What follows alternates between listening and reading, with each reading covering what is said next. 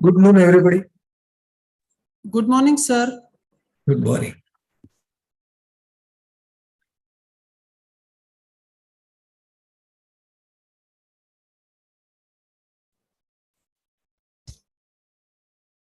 Very good afternoon, everybody. We are just waiting for IMA Maharashtra State President Dr. Kute sir to join. As soon as he starts, we'll be starting with the summit. Sir has joined. Welcome, sir. Welcome, Kute sir. Kute sir has come. Yes, sir. I'll just make him the co-host.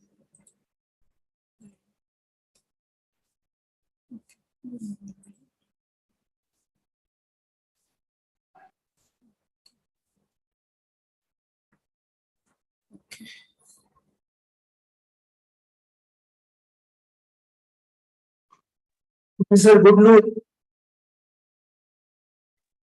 Good afternoon, Nauranga sir. Good afternoon, all of you. Professor muted. Sir, Good afternoon, everyone. Good afternoon, everyone. Sir.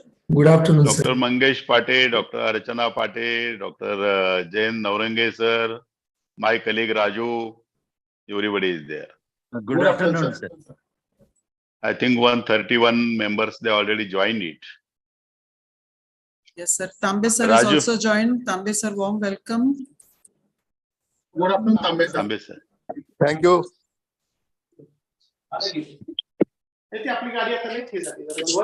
I request, yes, I request my team members now to be on the watch for the dignitaries joining the session, and please send me message on my personal Zoom chat so that they can be made co-hosts. Also, I request my moderators and my team members to please keep a watch on people who are unmuted during the session, and please mute them at your end. And now, with the permission of Kute sir and our president, Dr. Vijaya Lakshmi Shinde, I will be starting the session. So, good afternoon, everybody, and a warm welcome to this Let's Act Summit, a comprehensive webinar where experts will be talking over next 2 days about the acts and the rules and regulations which govern the medical profession and the medical professionals. This summit is a part of Golden Jubilee celebration of IMA Dombivli. We are celebrating actually 53 years of IMA Dombivli, but the 50th year unfortunately fell during COVID times. So 2020 and 2021 we were busy with COVID, and it took us 2022 to get us back on our feet, to get the branch back to its glory. And so now in 2023, we are celebrating our Golden Jubilee year. So it is a part of our Golden Jubilee celebration, and it is a brainchild of our respected member, Dr. Mangesh Pate, who himself is an expert in issues related to healthcare establishments. Though we are governed by so many acts and rules, not a single one is taught in medical school, but still we are expected to know them all. Before we begin this wonderful journey over next 2 days, on behalf of IMA Dombivli, we extend a warm welcome to all the respected speakers, chairs, co-chairs, moderators, esteemed guests, and all the delegates. I now invite President IMA Dombivli, Dr. Vijaya Lakshmi Shinde, to give her welcome address. Thank you so much, Dr. Archana, Madam. A very warm welcome from President Desk of IMA Dombivli. This monsoon session, Let's SAC Summit, a unique and very important eye-opener, knowledgeable session await next 2 days from the expert speakers all across Maharashtra. As I announced, Let's SAC session open along with IMA Maharashtra State President Dr. Ravindraji Kute, sir, with dignitaries from all across Maharashtra on behalf of IMA Dombivli, office bearers of our branch and managing committee members of our branch. I welcome all dignitaries from across Maharashtra state who are office bearers, senior IMA members, leaders, IMA MS past president, and experts from our fraternity to guide us all through the long 2-day summit. I welcome all speakers who will be joining today and tomorrow to guide us through all important sessions. I welcome the chairpersons, co-chairpersons, moderators who will be going to be with us for the smooth Let's SAC Summit for the next 2 days. Today, we begin our 2-day Golden Jubilee celebrations of IMA Dombivli branch. This year, the theme for our branch is empowering healthcare with quality and safety. And what better than an educational awareness session, which is organized and single-handedly by Archana Pate Madam, and of course, a brainchild of Dr. Mangesh Pate sir, who has been guiding all across branches in recent years. So we begin our Golden Jubilee celebrations with an academic fest, Let's SAC Summit. Tomorrow, we shall also be having a grand celebration of IMA Dombivli branch, where Dr.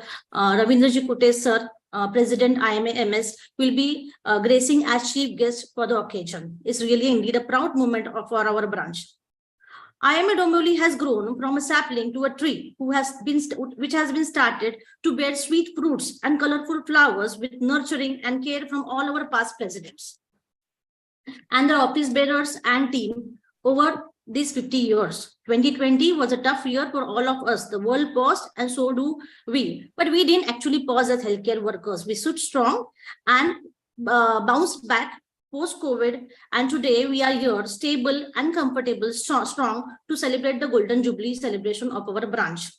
IMA Dombivli over the years has been growing with new initiatives and innovations like the annual gatherings, community projects, CMEs, Dialogue Magazine, our mouthpiece, formation of new committees with new members joining each year. Our branch has been conducting membership drives. Today, the strength of our branch stands 450 plus members. Our branch has members representation all across the state and national level since few years. Vibrance, our first national conference hosted by IMA Dombivli in 2015-16 by under the leadership of Dr. Mangesh Pate sir, who was the president then.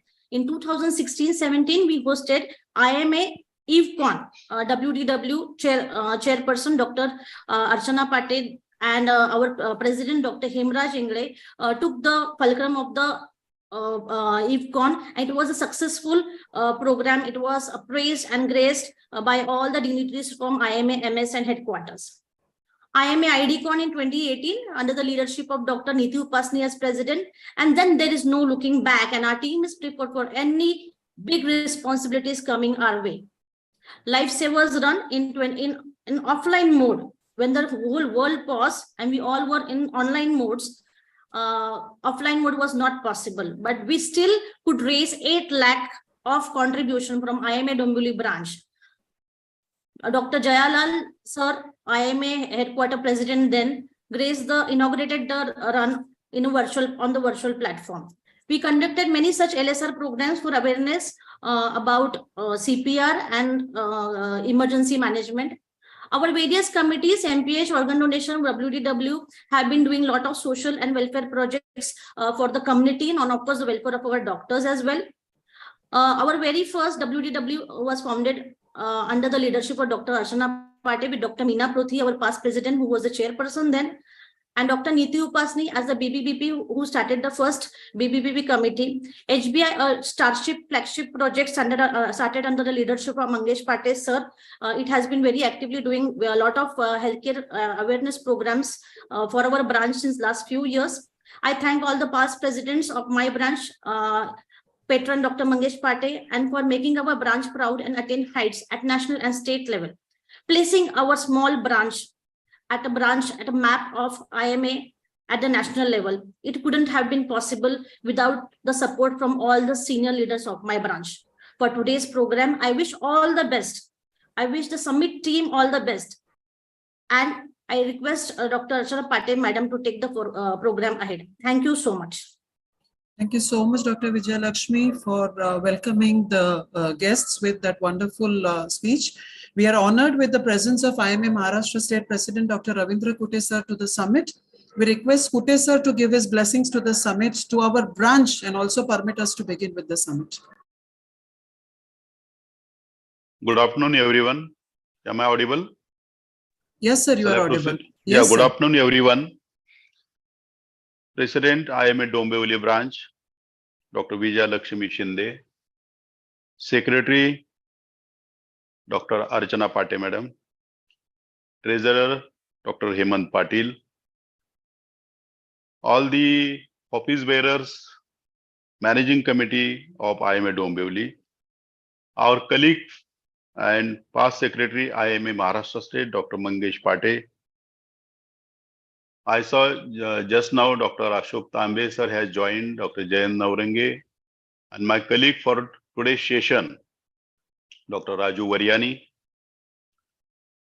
and all the delegates. I think more than 255 members have already joined. IMA Dombivli is one of the important branch in IMA Maharashtra. Very active, very dynamic and vibrant branch. And I'm happy to say IMA Dombivli is celebrating Golden Jubilee year. Today, this 2-day summit on LETS Act is very useful for the IMA members, branch office bearers, as far as the various acts and enactments are considered. And is taking consideration the day-to-day acts related to medical professionals. The organizers, especially Dr. Mangesh and Dr. Archana madam, they have taken into account all the laws related to medical professionals. So definitely this will be a great academic feast to all the members. And tomorrow, there is a grand celebration of Golden Jubilee at IMA Dombivli, and I am witnessing that celebrations also. With this, sincere, I congratulate again the managing committee members and the organizers of the LETS Act Summit, and our sincere and best wishes on behalf of IMA Maharashtra for the success of this summit. Thank you very much. Over to you, Dr. Archana madam. Thank you so much, sir. Thank you for those words of blessings. And we are graced with the presence of past President Maharashtra Medical Council, Dr. Shivkumar Utture, sir. Welcome, sir. Before we begin, there are some important instructions for all the participants. Everyone is requested to change their name to their own name. Please do not keep your device name as your username, because we are going to be taking screenshots which are required to be submitted to the Maharashtra Medical Council for giving you MMC credit points. So if your device name or Zoom presence shows your device name, hospital name, lab name, any short names, etc., please change it to your own name. Any questions intended to the speakers are to be put in the chat box, and at the end of every session, our moderators and coaches will be taking up the question answer sessions for you, if the time permits. Please put your name, MMC registration in the chat box for attendance on both the days. Attending on both the days is extremely important as we are going to be considering and verifying all the attendance on both the days and then submitting the same for MMC credit points. Please use the same Zoom link to join today as well as tomorrow's. For tomorrow also, there is no separate Zoom link. The same Zoom link is to be joined. So now, without wasting much time, we begin with our first session, which is on Consumer Protection Act. So incidences of patients or relatives seeking compensation under CPA is increasing. CPA is a sword which is constantly hanging on the heads of medical practitioners and leaves doctors susceptible to unnecessary harassment. Doctors have become wary of taking serious cases to avoid getting caught up in these legal tangles. Let us understand about the Consumer Protection Act from none other than our medical legal expert, Dr. Jayant Navrange, sir. Thank you for joining the summit, sir. A very warm welcome to you on behalf of IMA Dombivli branch and the entire team. To chair this session, we have President IMA Maharashtra State, Dr. Ravindra Kutte, sir. The co-chair for this session is Dr. Raju Varyani, President IMA Pune branch. And to moderate this session, we have our very own Dr. Hemant Patel, who is an eminent plastic surgeon from Dombivli. He is the treasurer IMA Dombivli branch and he's chairman of IMA Dombivli Hospital Board of India. So, Dr. Hemant, I request you to please take over the session. Thank you, madam, for wonderful introduction. It's a great pleasure and honor to be part of this gigantic summit. And without wasting any further time, I will like to introduce our today's speaker, respected Dr. Jayant Navrange, sir. Dr. Jayant Navrange, sir, is an honorary pediatrician at Srivastava Hospital, Sassoon General Hospitals, Bharatiya Samaj Seva Kendra, and Dinanath Hospital, Sahyadri Hospital. He's had gold medals at MBBS, DCH, and MD. In MD, he was fourth in his LLB curriculum. He is past president IMA Pune, IIP Pune, and IIP Maharashtra. Vice Chair, Medical Legal Cell, IMA Headquarters. He has helped more than 2,340 doctors. He had designed and conducted first medical legal course for IMA. He is a visiting faculty at ILS Law College and Shahu Law College, Pune. He is a recipient of Bertha Holt International Award for Rehabilitation of more than 10,000 family deprived children in last 40 years. He's a chairman IMA-MS Social Security Scheme 2018 to 2020. He had many scientific papers, presentations, and lectures to his credit at local, state, national, and international conferences. He has completed 26 half marathons and 4 full marathons. He is an avid long distance cyclist and he has donated blood 65 times. Thank you so much for being as a speaker for this session. Now today to chair this session, we have Dr. Ravindra Kutte, sir, who is a consulting GI and oncosurgeon from Srirampur. Sir has done his LLB from Pune University, LLM, BA Music in Tabla, DHA in Hospital Administration, PG Diploma in Bioethics. He is currently the president of IMA Maharashtra State, honorary professor IMA CGP, past chairman IMA AMS IMA MS, past CGP director of studies IMA MS, president Maharashtra Sahitya Parishad Srirampur branch, president Marathi Vignan Parishad Srirampur, and he is a recipient of multiple awards. Thank you, sir, for accepting being a chairing this session. Next, we have our co-chair of the session today, Dr. Raju Varyani. He is a president IMA Pune, family physician practicing since 32 years. He is an assistant director IMA CGP Pune, past director of studies IMA CGP Maharashtra, and past joint secretary IMA Maharashtra. Thank you, sir, for being co-chair to this session. Now I request our chairperson, Dr. Ravindraji Kutte, sir, to please invite our speaker for this session. Over to you, sir. Thank you.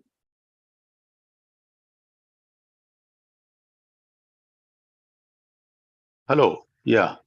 I welcome Dr. Jayant Navrange, sir, who is the renowned medical legal expert. And whenever there is any issues related to medical legal issues, the first person we contact is Dr. Jayant Navrange. And I'm happy to say that most of the cases in this year, current year, almost 42 registered cases were there against medical legal violence. and each and everyone case was amicably solved. And in most of the situations, Dr. Jain Navrenge, he acted within 24 hours and solved the problem. With this, Dr. Jain Navrenge, sir.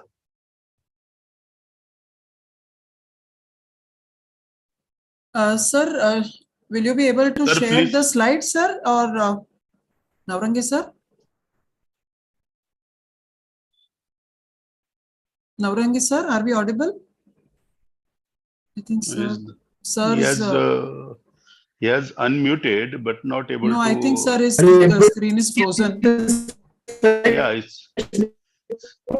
Sir, you are not audible, sir. You are not clear. Hello? Somebody should phone call him. Somebody should phone call him. Raju? I will call. Raju I will call Variani? Kutesh sir, I will call him. Okay. Okay.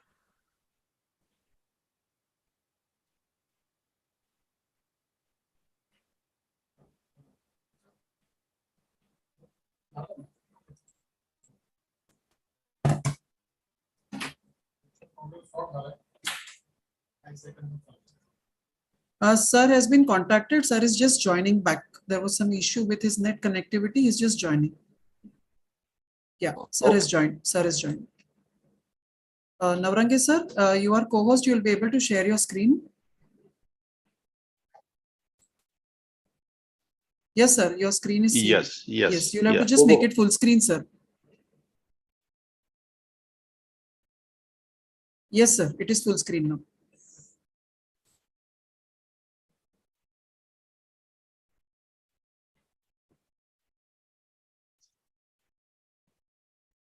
Yes, sir can proceed now.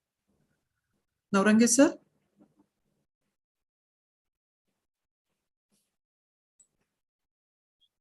Again, he is not audible.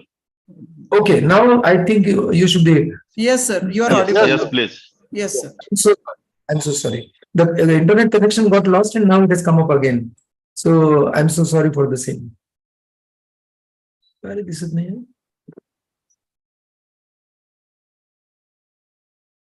Yes. Right at the outset, I thank IMA Dombivli branch, which is a very vibrant branch. As you can see from the 450 membership, there are more than 305 already present over here. So I think Dr. Kutesh will be very happy to see such a unity amongst the doctors in Dombivli. And I must appreciate the work done by Dr. Mangesh, Dr. Archana, and all the past leaders also. I have recently been over there and I was felicitated on the Doctor's Day. Over there, I met Dr. Vijay Lakshmi, who is the president of the branch, and they are all like a united single family and very vibrant branch. And Dombivli is called as mini Pune, but I would say that it has kept its originality of Pune because Pune has become a very metropolitan city. And I learned so many things from IMA Dombivli. And sir, I am very happy to say that such a senior branch like IMA Pune, which is now 95 years old, we took up some leads from Dombivli that we are now greeting every new member. We are calling them during the next CME and introducing to the people. So I think we have to learn so many things from them. And I wish all the success for today's and tomorrow's conference. And I'm lucky, I'm honored, fortunate to have the status of an opening batsman for the whole conference. So I also admire the presence of Dr. Utture, Dr. Sarda sir, Dr. Sanjay Patil, Dr. Raju Variani, and all the beloved members of Dombivli branch and some from my branch also. With this, I go straight away to the topic because time is limited and we are already late by about 7-8 minutes. So what is Consumer Protection Act? Consumer Protection Act, I think everybody knows about it. But it has radically changed in the year 2019. The initial CPA, I will put it as short as Consumer Protection Act as 1986. And now it is totally changed law, that is 2019. But to come to the historic background, because unless you know something about the historical aspect of anything, just like medical history, we are not able to base our judgments of today and what's going to happen in the future. So here, the principle of caveat emptor, that means the buyer beware. So that was the initial mode in the commercial transaction. The buyer should be aware what he's buying. But it has changed to caveat vendetta. That means it is the whole responsibility is put on the seller. So whether we are sellers and buyers, no. Our relationship is doctor-patient relationship. But we have been brought under this particular act as a commercial aspect, and we have to be very careful that Consumer Protection Act of 2019 does not exempt doctors and medical professionals from its ambit. Why this law was brought in?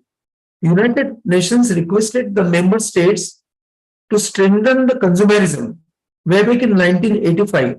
And India was amongst the first 3 countries which accepted this particular principle by accepting the law, Consumer Protection Act 1986. Up to 9. So what is the main idea is for simple things, simple defects in the goods or simple services which are bought or rendered by the seller.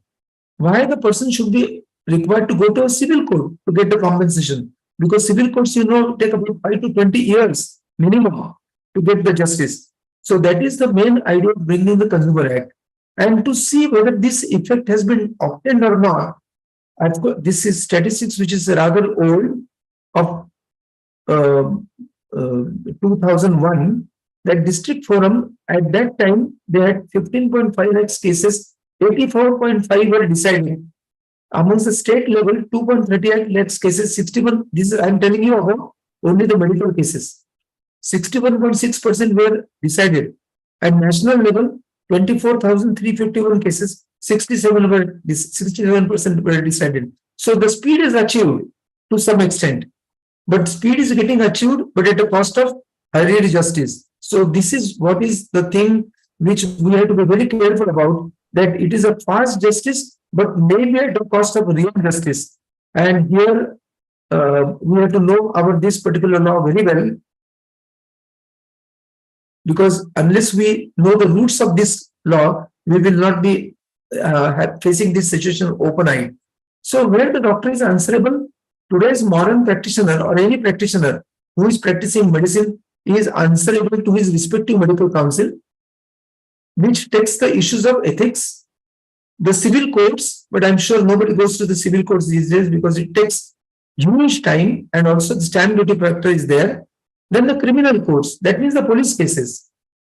Next is consumer redressal commissions. Now they are not called forums, they are called commissions after 2019. And this is the one which is most pinching the doctors, because everybody in this world, from I call it as from womb to tomb, from before birth till or even after death, everybody requires a doctor. So everywhere the human interface with the doctor is so common, it is required for everybody. Lawyer services are not required by all. Chartered accountants services are not required by all, because they are also professionals, but they don't get so many cases. But here, because everybody requires doctor services, you see the number of cases against doctors rising in the consumer courts. Then the other things which are also we have to be answerable is right to information. It should be RTI, not RTA. Right to information. Then Human Rights Commission.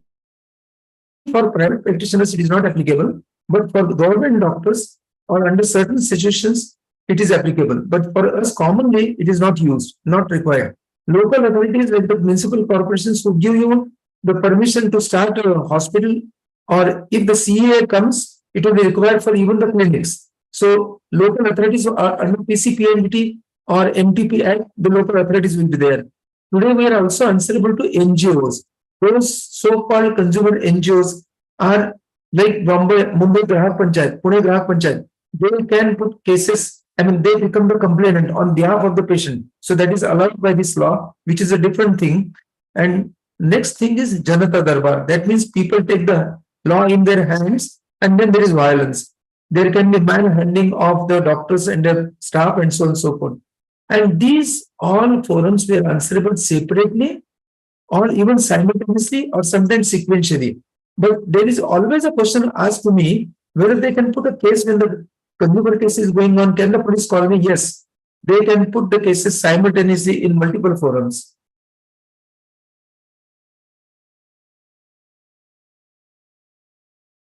So what are the salient features of Consumer Protection Act? It's a special law of the civil nature So civil nature means the redressal. What the patient is asking for is compensation. Whatever damage has been done or perceived to be have been done, the good of that has been, the compensation is the ultimate effect. So it is a form of social welfare to protect the interests of the consumers. It is no way concerned with the protection of doctors, no way concerned with the protection of the seller. It is rather unilateral. ज्याला आपण म्हणतो झोकलेला आहे. It is झोकलेला towards the consumers. So our patients are our consumers. There is no court fee practically. I am saying practically no court fee. Now it is up to the 5,000. So even if the compensation asked is 1 crore, 2 crores, 5 crores, the maximum stamp duty is 5,000 rupees. Otherwise, in civil courts, it is up to the tune of 3 lakhs rupees. Number 2, the procedure is simple. A lawyer is not required. Is the fast filing, hearing is fast, and decision is a summary law. Online facility is also given, so there is a flooding of cases. It's a summary trial. Detailed evaluation of evidence is not permissible, and it's a speedy redressal, which I already shown you as per the statistics. Now, what are the changes brought about by 2019 Act? Number 1, the total forum or the commission can be consisted of no judicial member or no legal person. So it can be totally non-judicial persons on the forum or the commission. Even the president, which was a requirement of the 1986 Act, has been removed. So even the president may not be a law graduate or may not be an ex-judge. So this is very dangerous for us. Number 2, it is not a court in the real sense of civil procedure code, but it has almost the full force of any court, and therefore it is called as quasi-judicial. Quasi means semi. Majority opinion is the order of the forum. That means even if there is a judge out of the 3 members of the district level or the state level, or out of the 5 on the national level, even if the judge is there, he may be a retired Supreme Court judge, as what has happened in the past at the national level. Whatever the forum is there, if the majority says that this doctor is negligent, it may not be fitting in the strict definition of legal medical negligence, but then the decision can go against you, and the only way out for you is the appeal. But now there is further hurdle.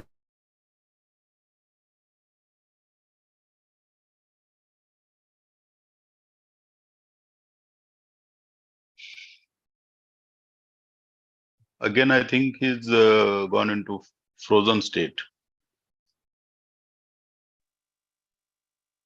We'll just connect with sir. Just 1 minute. Yeah.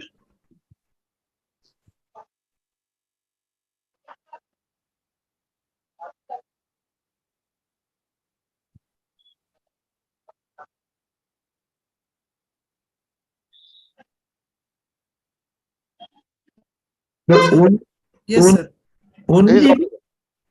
The only free service which is coming under the ambit of Consumer Protection Act is medical service. Unless and until any other service, for example, you buy a TV and it is defective and he wants to go to the consumer forum, unless the person has paid, they cannot go. They have to produce the receipt. So here it is the exception. So it is so detrimental for us.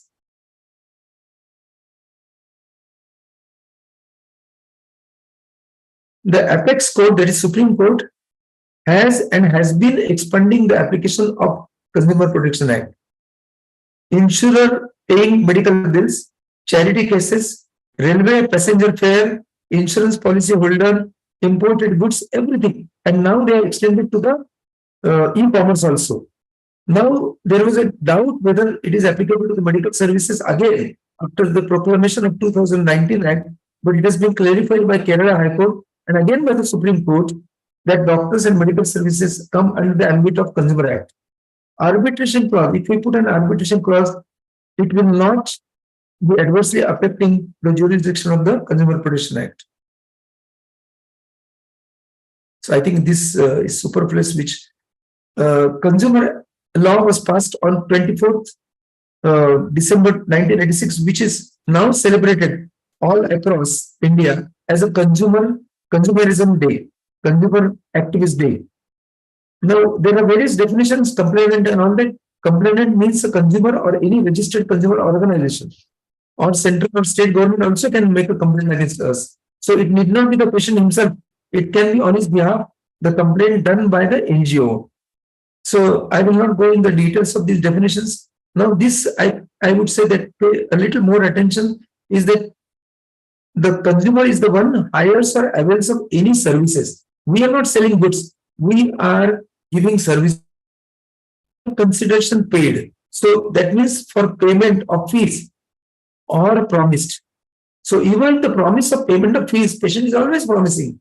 That comes under Consumer Act. Partly paid and partly promised, or any system of deferred payment in installments, EMIs, everything comes under Consumer Act, but does not include the services of contract of personal service. We are giving services. I think these are rather complicated matters. Let's not go in those details. What I would say, doctor services come under the Consumer Protection Act, whether the patient is paid to you or not. Doctor is not a consumer of the patient. So if somebody does not pay my bills, can I go against the patient? No. You have to get it from the civil court.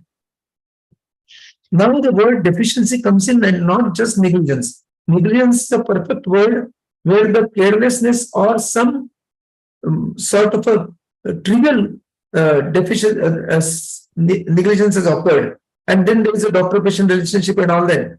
Here the word is deficiency. That means any fault, imperfection, shortcoming, or inadequacy in quality, nature, or manner of performance, which is required to be undertaken by a person, by a contract, or otherwise. So we are giving service of this sort, and whatever deficiency occurs. So if I promise that you will be given the laundry services, the food will be served, air conditioning will be there, nurse on duty will be always available, call bell is working, everything is coming under the word deficiency.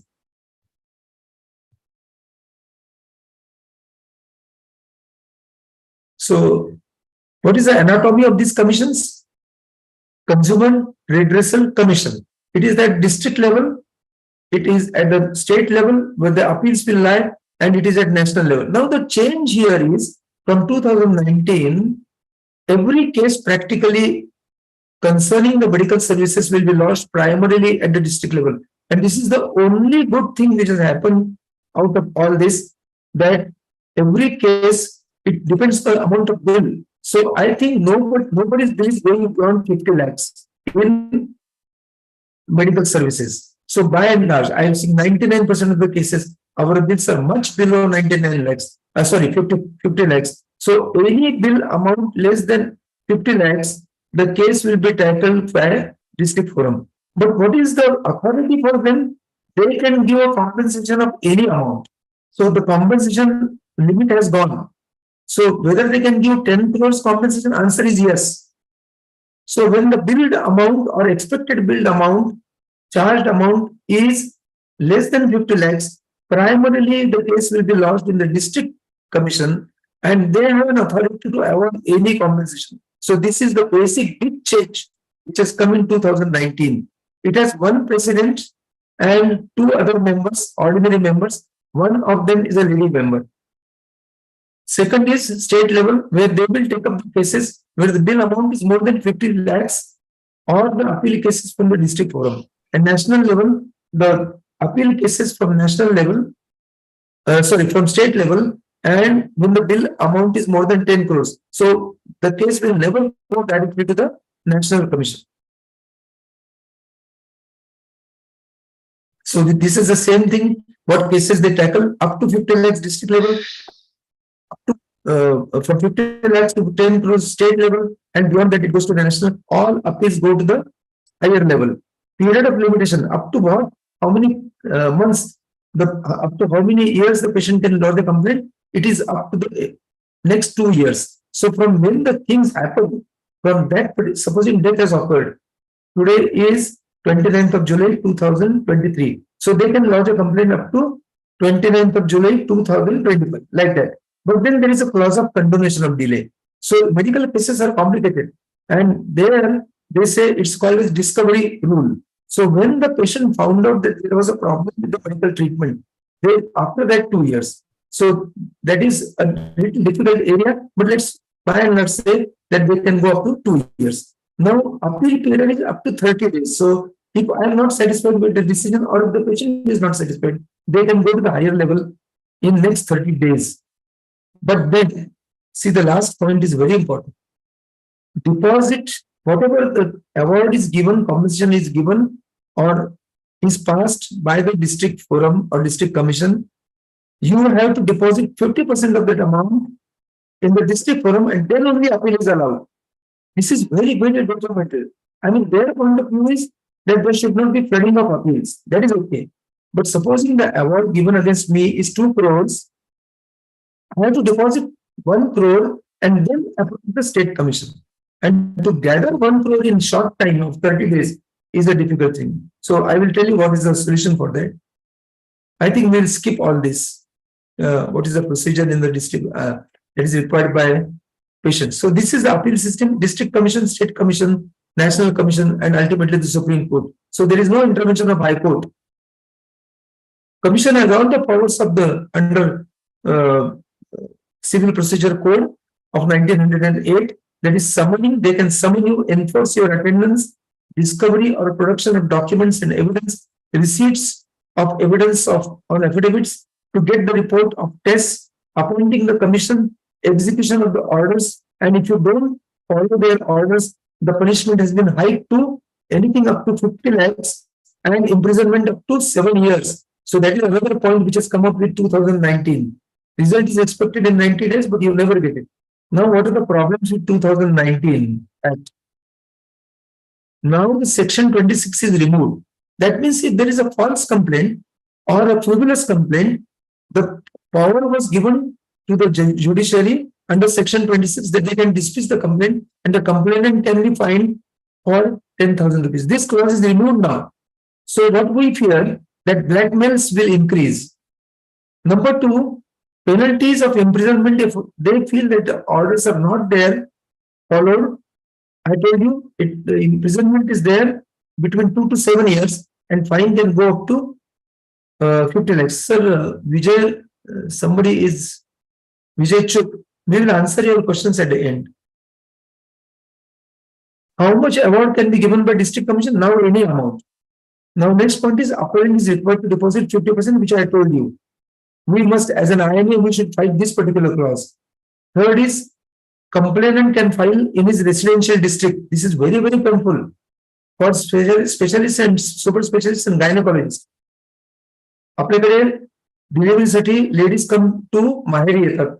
Otherwise, their residence is in Sasar, the in-laws place. The patient can put a complaint anywhere where they are residing generally or where they are working. For example, super specialist, you do specialized procedure, patient has come to you from Assam.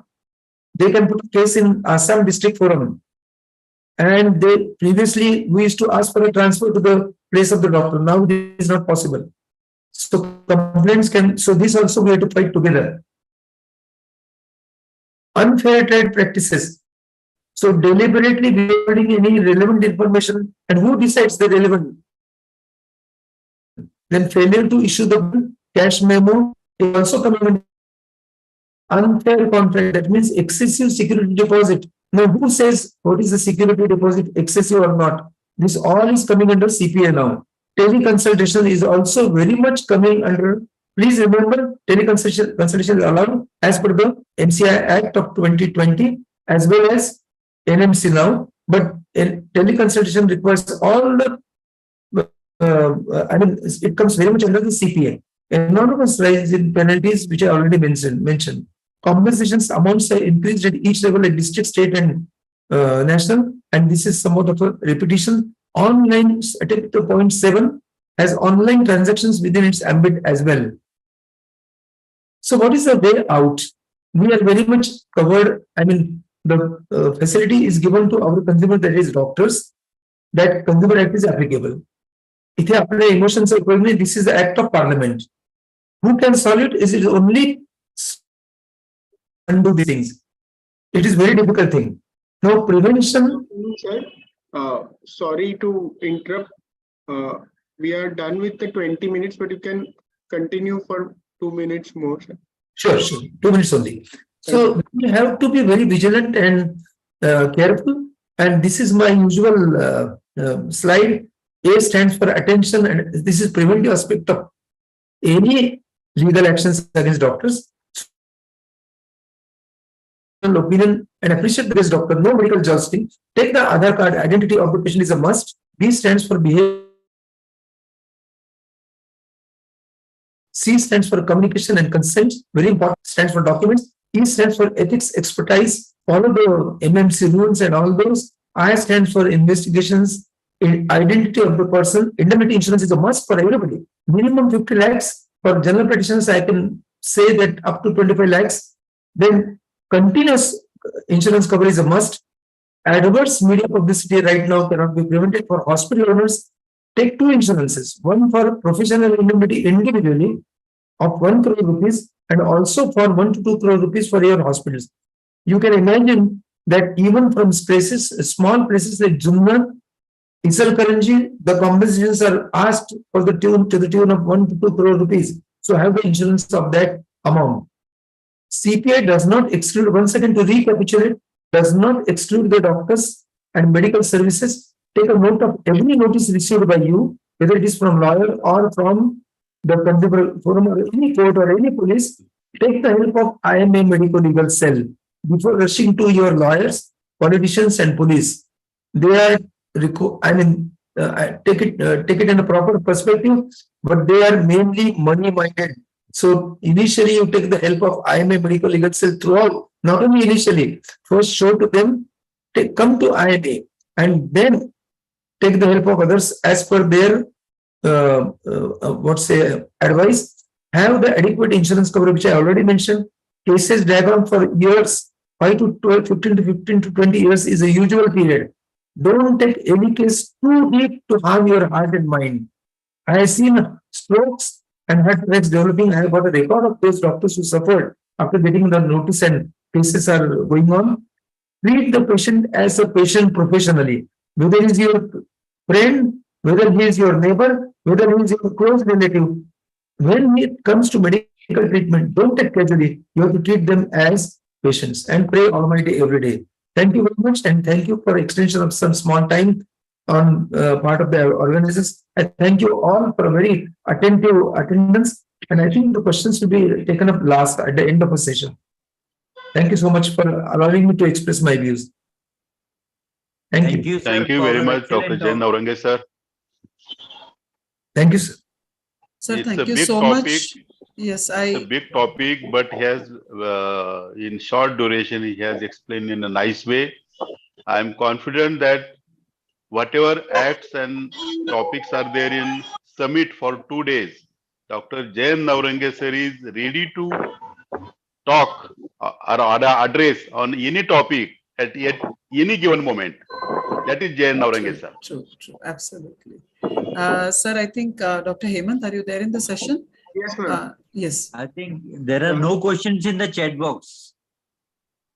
So, Sir, there are 2-3 people who have raised hand, but for the short of time, probably we can take 1 or 2. So I request Dr.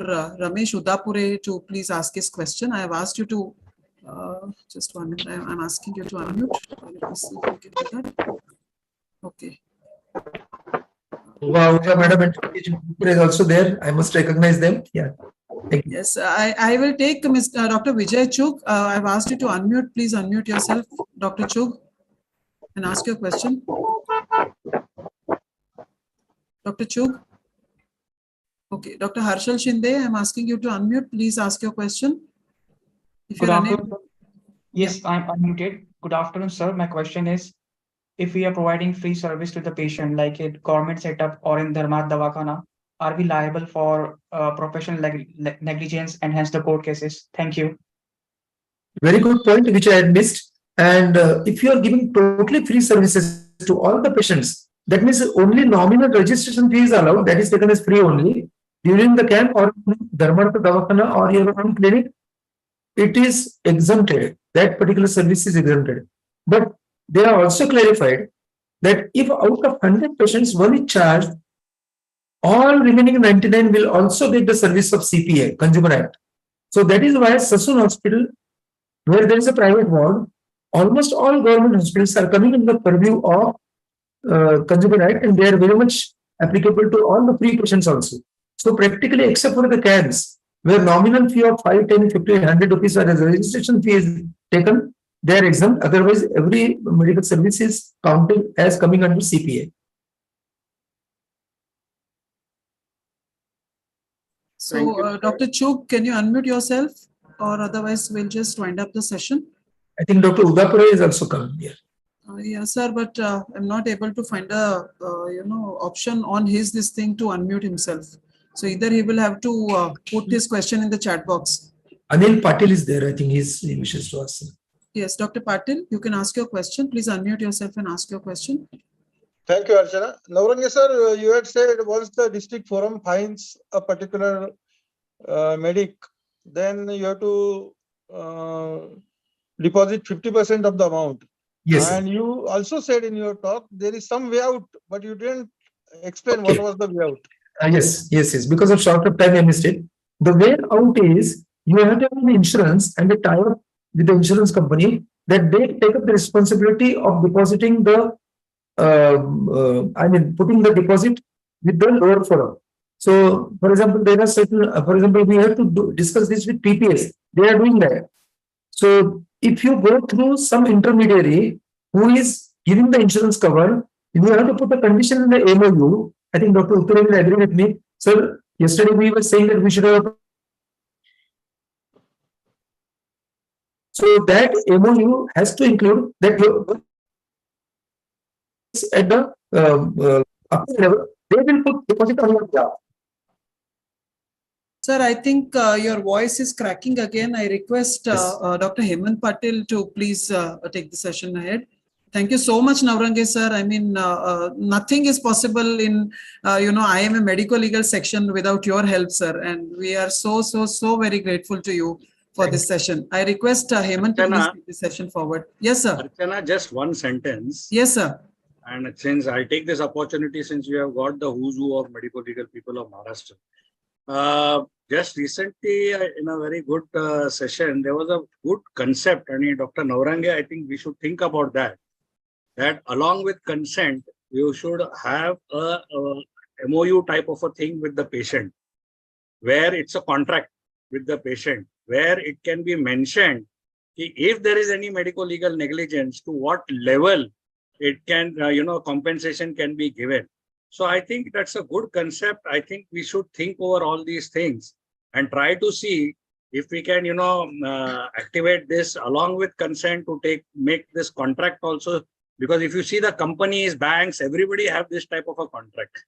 So it's worthwhile. Consent is a must because that is medical legally and as per NMC Act and MMC Act, you're supposed to do it. But त्याच्याबरोबरच जर का आपण contract पण केला, can we be saved? It is worthwhile having a brainstorming session on this. Thank you. Sir, we have thought over this from last 20 years and we had made attempts of two things. One is defining the value of the life. Number two, and putting it in the contract. Number two is to have the arbitration clause. So unless you exhaust that, you cannot go there. But then it was turned down by senior lawyers of the High Court and Supreme Court, saying that you cannot outstate the provisions of Consumer Act or any statutory law by doing a separate contract privately. But then it is worth considering once again and going ahead and try and let the court give a decision accordingly. Yeah, we'll try that. Sir, thank you so much. We are noting down all the suggestions which are going to be coming in these 2 days, and we will, take it up with IMA Maharashtra State, and we'll just try if we can come out with a white paper, out of this summit. So we will definitely take it up with Kutte sir. Dr. Hemant, can you please take the session forward? Thank you, sir. Thank you very much. Now I request our chairperson, Dr. Kutte sir, to please summarize the session and thank our today's speaker. No, it is already summarized. Because of short of time, you can Yes. go ahead. Yes. And tomorrow at Dombivli, I will summarize today's event. Okay? Thank you so much, sir. Thank you. Now, Madam, can you?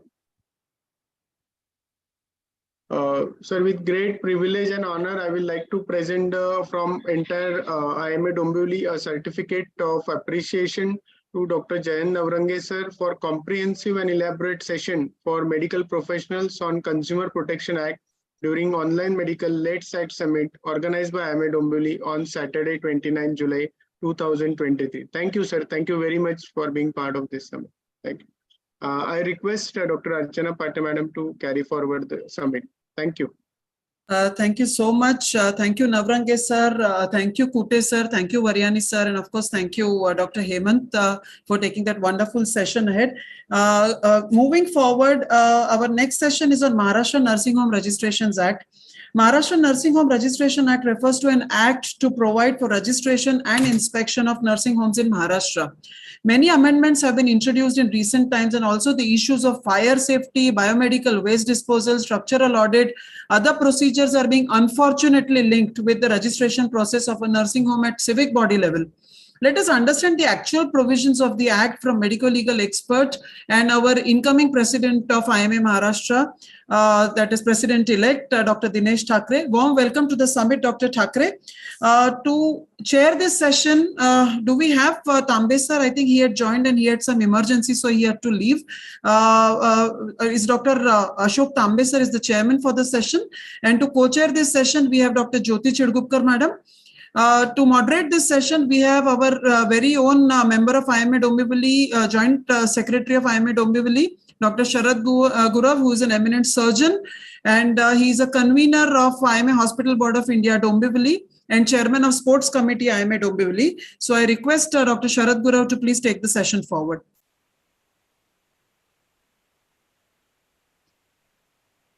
Thank you very much, Dr. Archana madam, for your kind introduction. Today's session is on Maharashtra Nursing Home Registration Act, and the speaker will be Dr. Dinesh Thakre sir. Am I audible? Yes. Yes, you are audible, Sharad. Yeah. Okay. It's my proud and privilege to introduce our speaker for today, Dr. Dinesh Thakre sir.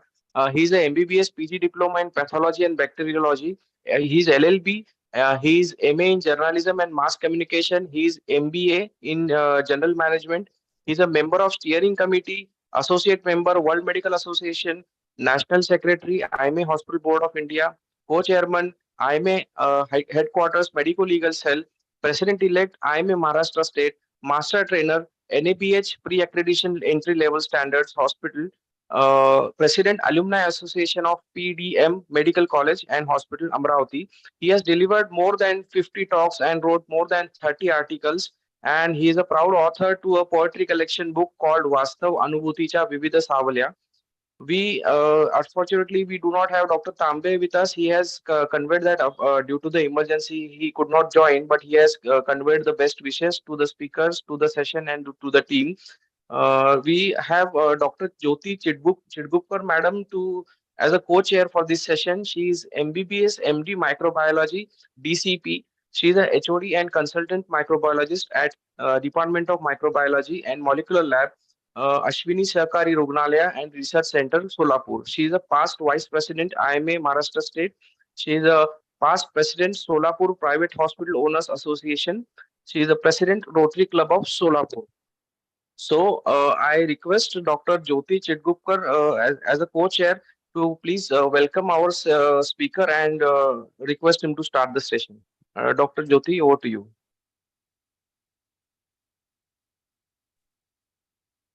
Hello, am I audible?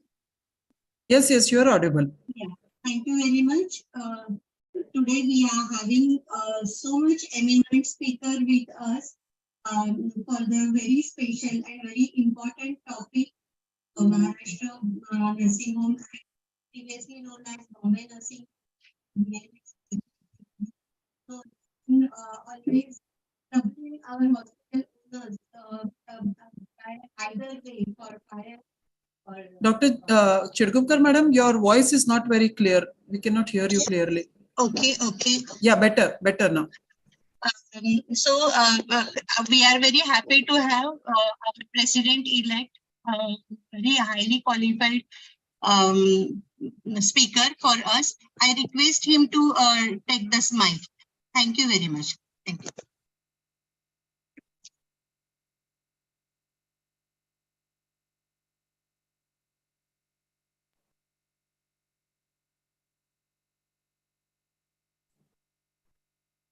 Sir, if you can just make it full screen, Dr. Thackeray. Yeah, it is seen full screen. See, no, madam. Oh, sir. Hello, am I audible? Yeah. Yes, yes. Our beloved president of IIM Maharashtra, Dr. Ravindra Kutte, sir, organizers of this Let's Act Summit, which itself depicts that action is needed or action is more important than words. So the topic given to me. Just 1 second.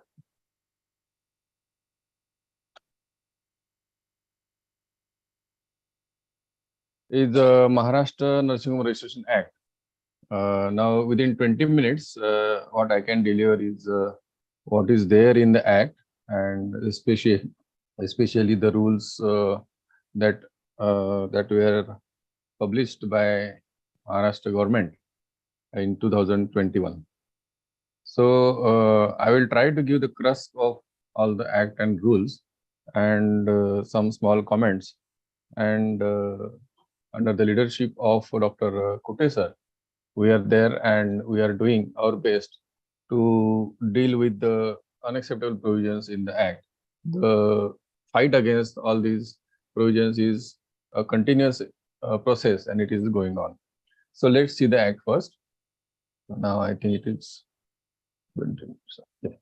So the first part I would like to tell you, most of you must be knowing, just to start, that the local supervising authority in some or any municipal corporation is always a health officer, and in municipal council it is a civil surgeon, and in cantonment it is a health officer, and in those areas which are not falling or in above sub clauses, it is a district health officer of the concerned Jilla Parishad.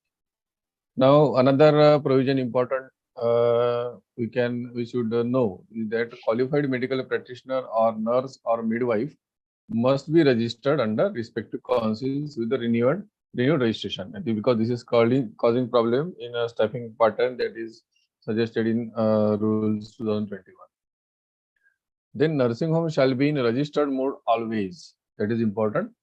Registration is valid till 31st March of third year from the registration. So registration is 3 years. I want to make a note here that citing section 4 and rule 6.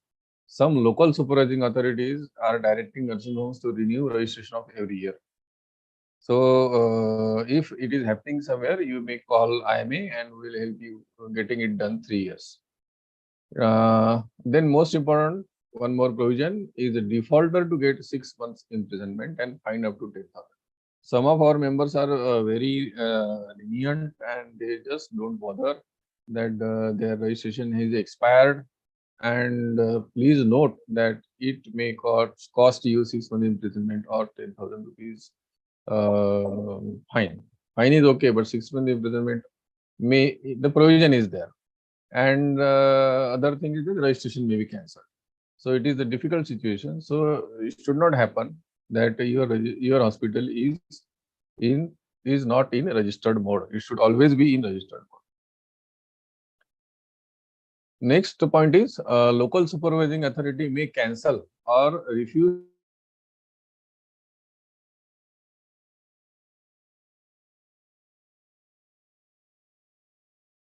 on which your registration can be cancelled or your renewal can be cancelled. So what are those? I will just go from fast. If any person employed is not fit by reason of age or otherwise. In charge do not have a degree in medical sciences. There is not a prescribed proportion of qualified nurses employed in the nursing home to the number of patients. This is important, you must know. And in case of maternity home, it has not got on its staff a qualified midwife. Then the area of premises of the nursing home is less than the prescribed area.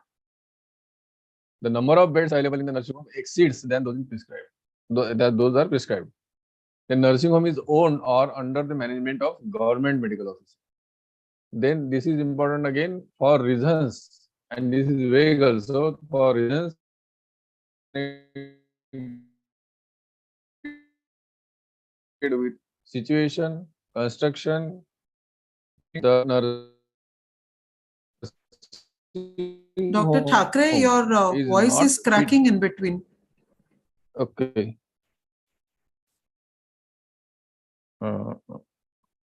Please prompt me again if it happens again. Yes, sure. Whatever it was mentioned in application, if it is not up to that mark, the registration may be cancelled. Or this is the gray area that premises are used or are to be used for purposes which are in a way improper or undesirable in case of such nursing home. For example, you are searching in such area where there are other activities, some antisocial activities or some unethical activities are happening. The authorities may take this in this way that these are happening in your premises. So this is also one of the reasons. The certificate of registration issued in respect of nursing home shall be kept affixed in conspicuous place. It is happening. Then officer from local supervisory authority may inspect records required to be kept under this act, but not any other medical record. So if any officer is coming from local supervisory authority and he is coming to check the documents under the Nursing Home Act, and incidentally he asks for other documents, maybe PCPNDT or MTP or anything, you can just read this. But if you don't allow him to see the documents which are under this act, your registration may be cancelled. So that is the point to be noted. If you violate any provision or rule under this act and proved guilty, penalty is up to 5,000 and ₹50 per day thereafter if you continue to violate the same provision. Then local supervising authority has powers to make bylaws and along with the power to penalize on their violation. So this is this power of local supervising authority to make the bylaws, and they have power to penalize. This is causing problem because the local bodies are making different rules in different cities, and some of the local bodies are making some absurd rules which are not acceptable. So this is the section that is causing, but mind well that this section gives them only two rights. That is, first is which records to be kept in the patient's list and death to be notified. If any local body is doing any bylaws, making any bylaws on other than these subjects, you can just contact IMA and we will take it. And another important thing that you should ensure at your local level, that any such bylaws made by local body, it should be confirmed, shall be confirmed, not should, shall be confirmed by the state government, and they shall be published in the official gazette before implementation. Most of the time they just pass on the local level and they just implement. No, you can enforce them that have you confirmed this all these bylaws from state? Show us. Have you published in official gazette? Show us. Then only it is applicable. Now, more importantly, let's see the rules framed under this act. Especially the 2021 rules are very stringent and unacceptable. The rule 5 says that the local supervising authority shall upload all registration certificates issued by it under the act on official websites. So they are compelled by the rules to publish your registration certificate on their website. That means your hospital registration certificate is now easily accessible to the miscreant. So anybody can see when your certificate is expired or whether you have renewed it or not, and it can cause problem. An application for renewal of registration shall be made in Form B in advance in the month of January of the year in which registration renewal expires. So usually it is 31st March, but it compels you to submit the documents in January along with the fees. But there is no mention if you cross January month, you violate the provision and you do not apply in January. What will be there? What will happen? It is not mentioned there. No mention of the notice to be given. Ideally, the local authority should give the notice to the hospital, ask for the reasons, give the show cause notice, and then go for cancellation or like that. And these are the again the gray areas here. There is no mention notice to be given to the hospital. And what about the status of the registration of the hospital? whether it will be valid for a notice period or not, all these are gray areas, and it will come as the things happen in various cities. Now, again, the important is Rule 7, that is fees for registration and renewal of registration up to 5 beds. So, if you have 5 beds, then if it is a grade A corporation, there is rupees 5,000. If it is grade B corporation, 4,500. Grade C corporation, 4,000. Grade D corporation, 3,500. And then area of municipal council, Nagar Panchayat and village panchayat, 3,000. Important is that nursing homes having more than 5 beds shall be charged for every additional 5 beds, additional fee equal to the above amount. Means the fee whatever I have shown is for 5 set of 5. If you cross 5, then it will double, triple like that. So the fees are very exorbitant. And again, for renewal, you have to add 25% of whatever you have paid 3 years back. So, to be short, the fees are very exorbitant and we are fighting for this. Then Rule 11A, officer authorized for inspection. The local supervision authority shall authorize an officer for the periodic inspection to be conducted at least twice a year. So, it is again a harassment by such officer because they have appointed or they are mentioned here that officer should be the rank of medical officer in the pay band of rupees 56,000 or like that. So, pay band is no sense in saying that Amuk and Amuk pay band officer should do the inspection. Actually, such officer should be a medical professional, and twice a year inspection is too much. So once in is okay, and especially the hospitals which are accredited, they are already under inspection and they are doing well, and they are accredited this time. They should be exempted from the inspection because inspection is nothing but a harassment or money business. So 11B is a grievance redressal cell.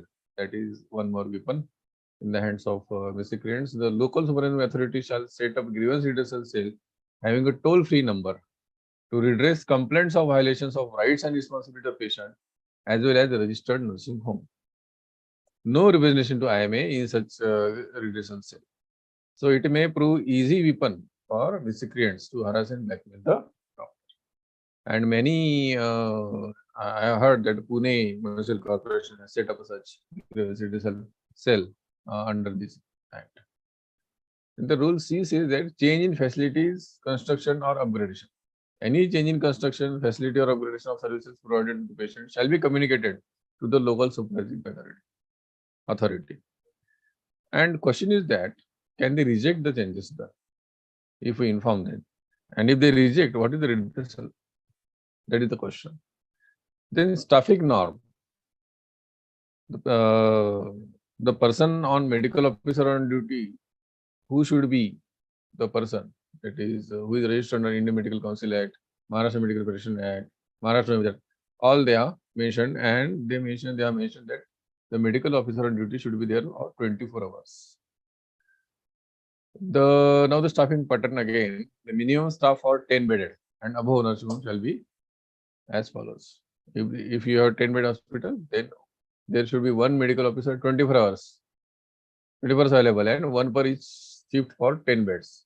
Then qualified midwife, if it is a maternity home, or 1 for 3 beds, means 3 for 10 beds, or you can say 4 for 10 beds.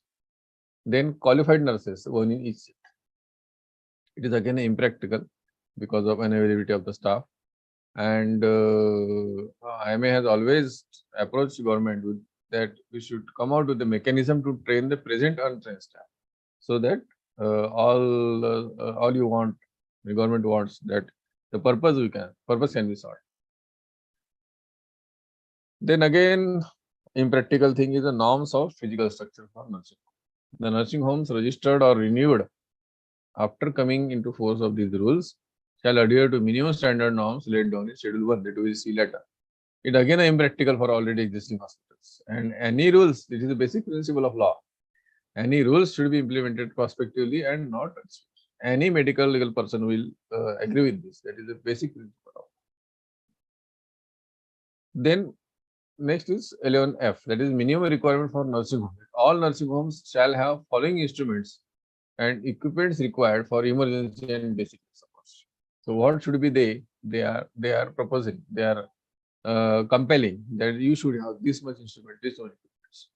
So there is a list that I have not mentioned. And nursing home, one I have taken, that nursing home with more than 30 beds shall have independent entrance zone. So most of our hospitals are more than 30 beds, and they are asking for independent entrance zone, ambulatory zone, then diagnostic zone, intermediate zone, critical zone, etc., which are all imperative. Then 11G, minimum requirements of operation theatre. A nursing home having operation theatre shall have following facilities and instruments. They are given the list. You can go through that. Then they are given minimum requirement for intensive care unit. The nursing home having intensive care unit shall have the following facilities. They are given all the list. And all this is compulsory because you can see the word shall. Shall means compulsory. Then 11I, minimum requirements for maternity home. The first is maternity home providing basic emergency obstetric service shall have following facilities. So there is a list of facilities what is. Then 11J, emergency medical services. All nursing homes shall attend emergency patients on priority and provide them basic life support without considering the financial capability of the patient. And then may refer such patient to the suitable nearest referral hospital with medical referral note about the ailments as early as possible. Necessary golden hour treatment protocols must be followed. Then it says every nursing home shall have all logistics for emergency basic life support with a trained medical and paramedical personnel as per the scope of their service. Every nursing home shall extend its services with a due expertise for protecting life in emergency or disaster. Now, the words are very important. When we say that we'll provide services as per our scope of services, that's okay. Then we'll provide our services as per our expertise. It's okay. But when the things go to the court, the definition of due expertise, now it is defined that whether you are use due expertise. If you are not that you are expert, but you are not using your due expertise, then again you come under the lens of this act. So, as expected, expertise or infrastructure required cannot be available at every hospital. And unfortunately, this may trigger the violence because people don't understand these things. No mechanism for payment or recovery of hospital charges. Good mechanism is not there, and this is one more weapon to for in hands of habitual miscreants to harass doctors under the cover of emergency. 11th K is registered to be maintained by nursing home. A nursing home shall maintain a register of admit patient in the Form D format. Then again important is handing over of dead body to next case, that is 11L. If death of patient occurs in nursing home, dead body shall be handed over to the patient's next of kin after completing necessary medical formalities if required. Under no circumstances, dead body should be withheld for non-payment of hospital bill or any other reason. Now this is difficult situation for ICU setups. And again, there is a problem regarding mechanism to recover treatment cost. Next provision is 11M, that is discharging a patient. Again, a problematic provision. No patient shall be detained by hospitals for non-payment of bills. Then 11N, next is again a such provision that blood transfusion to the patients. A nursing home shall have affiliation with the licensed blood bank for procurement of the blood of their patient. No problem. When blood transfusion is required for the patient, it is responsibility of the nursing home to make it available to the patient. This is the issue. How can hospital ensure availability of blood in the blood bank, particular blood bank, or that you can affiliated blood bank? Actually, it should be the responsibility of the attenders. What will doctors follow do? Now, next provision is cases to be reported to the local supervising authority. A nursing home shall report cases of diseases mentioned in the list of diseases in the Schedule 2 to the local supervising authority after confirmation of diagnosis. That we do regularly. 11P says cooperation in national health programs. Now, on one side, they are harassing us. They are bringing newer and newer things to make our life miserable, and they want our cooperation in national health. A nursing home shall participate in various national health programs as per the program guidelines. The information pertaining to national health programs shall be given to the local sovereign authorities when demanded in prescribed pro forma. Next is 11Q, Standard Charter of Patients' Rights. The patient admitted in the nursing home shall have following rights, and there are many, which tells you about the rights of the patient. Now, what about Standard Charter of Doctors and Hospital Rights? No one talks about it. And what about the MCI regulations that govern us and which gives us 72 hours for providing copy of medical records? This Standard Charter says that you should provide records on demand. They don't give you time. And again about rate cards. If the management complains, it is impossible to anticipate charges of such treatment. So again, it is a difficult situation. Now this is as per Schedule 1. They have given the infrastructural provisions that what should be the distance between the two beds and minimum height of dado, minimum area to be provided for bath and toilet, number of toilets, number of baths, number of wash basins, clean zones, neutral zones, all these they are given the chart that there should be this much area available for this much facility. Everybody understand that it is impractical for already existing hospitals, especially the infrastructural changes. And I beg your pardon, sir. Sir? Sir, I beg your pardon. We have passed 20 minutes. Yes. Request you to summarize the session, please. Yes. It will end in 2 minutes. So what was I saying? That it is impractical for already existing hospitals. And the same hospitals which you are now refusing, the same hospitals are registered and allowed to practice by the same authorities only. And now suddenly you are compelling impractical norms. And again, any rules should be implemented prospectively, not retrospectively. Again, Schedule 1 tells about, I have one sentence that all construction should conform to the electrical audits and fire safety norms, including requisite fire safety equipments. And I want to make notice here that overview is should. So local authorities should take a practical approach while compelling hospitals to submit electrical or fire acts. And again, such separate acts they should be dealing with this registration act or registration act for which we are fighting. In many cities, the local authorities compel hospitals to submit the fire NOC, and the fire department in these cities issue Form A with a validity of 1 year. While the act or circular from the state government clearly mentions the need of fire NOC Form A from the fire officer only once, and 6 monthly fire safety inspection from government approved agencies, which in turn issues B form to the hospitals. So, in my opinion, the latest B form serves the purpose as expected in the or registration act. There is no need of all these fire NOC in that. Then Schedule 2 talks about a list of cases to be reported to the local authority. Schedule 3 talks about the list of charges to be displayed at the nursing home. No problem. So this was all the crux of the Maharashtra Registration Act that I tried to bring in along with rules. And we have to continue our fight against the unnecessary provisions. Thank you very much. Thank you, sir. I think we are all fortunate to have this knowledge from the very qualified and learned speaker like you. So I now request Dr. Jyoti Chitgupkar madam to take up any questions, if any. Dr. Jyoti madam, over to you.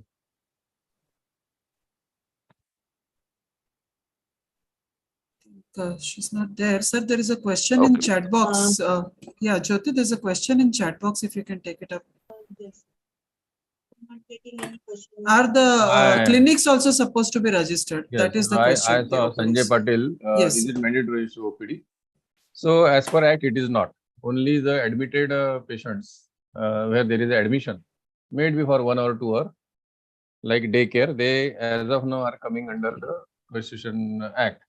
And we are fighting for daycare centers that they should come out of this act, or there should be minimum norms for the daycare centers. But at local level, the local authorities or municipal corporation can register the other clinics like pathologies or radiologies which are not coming under this Bombay Nursing Home Act. The local authority can register separately, but they are not under this act as of now. Sir, I would like to ask you, many of the clauses are practically impractical, obviously impractical in this nursing home act, and still we are registering for it. really speaking, what does it mean? They are impractical and still we are registering. So how can this happen? So this is the question.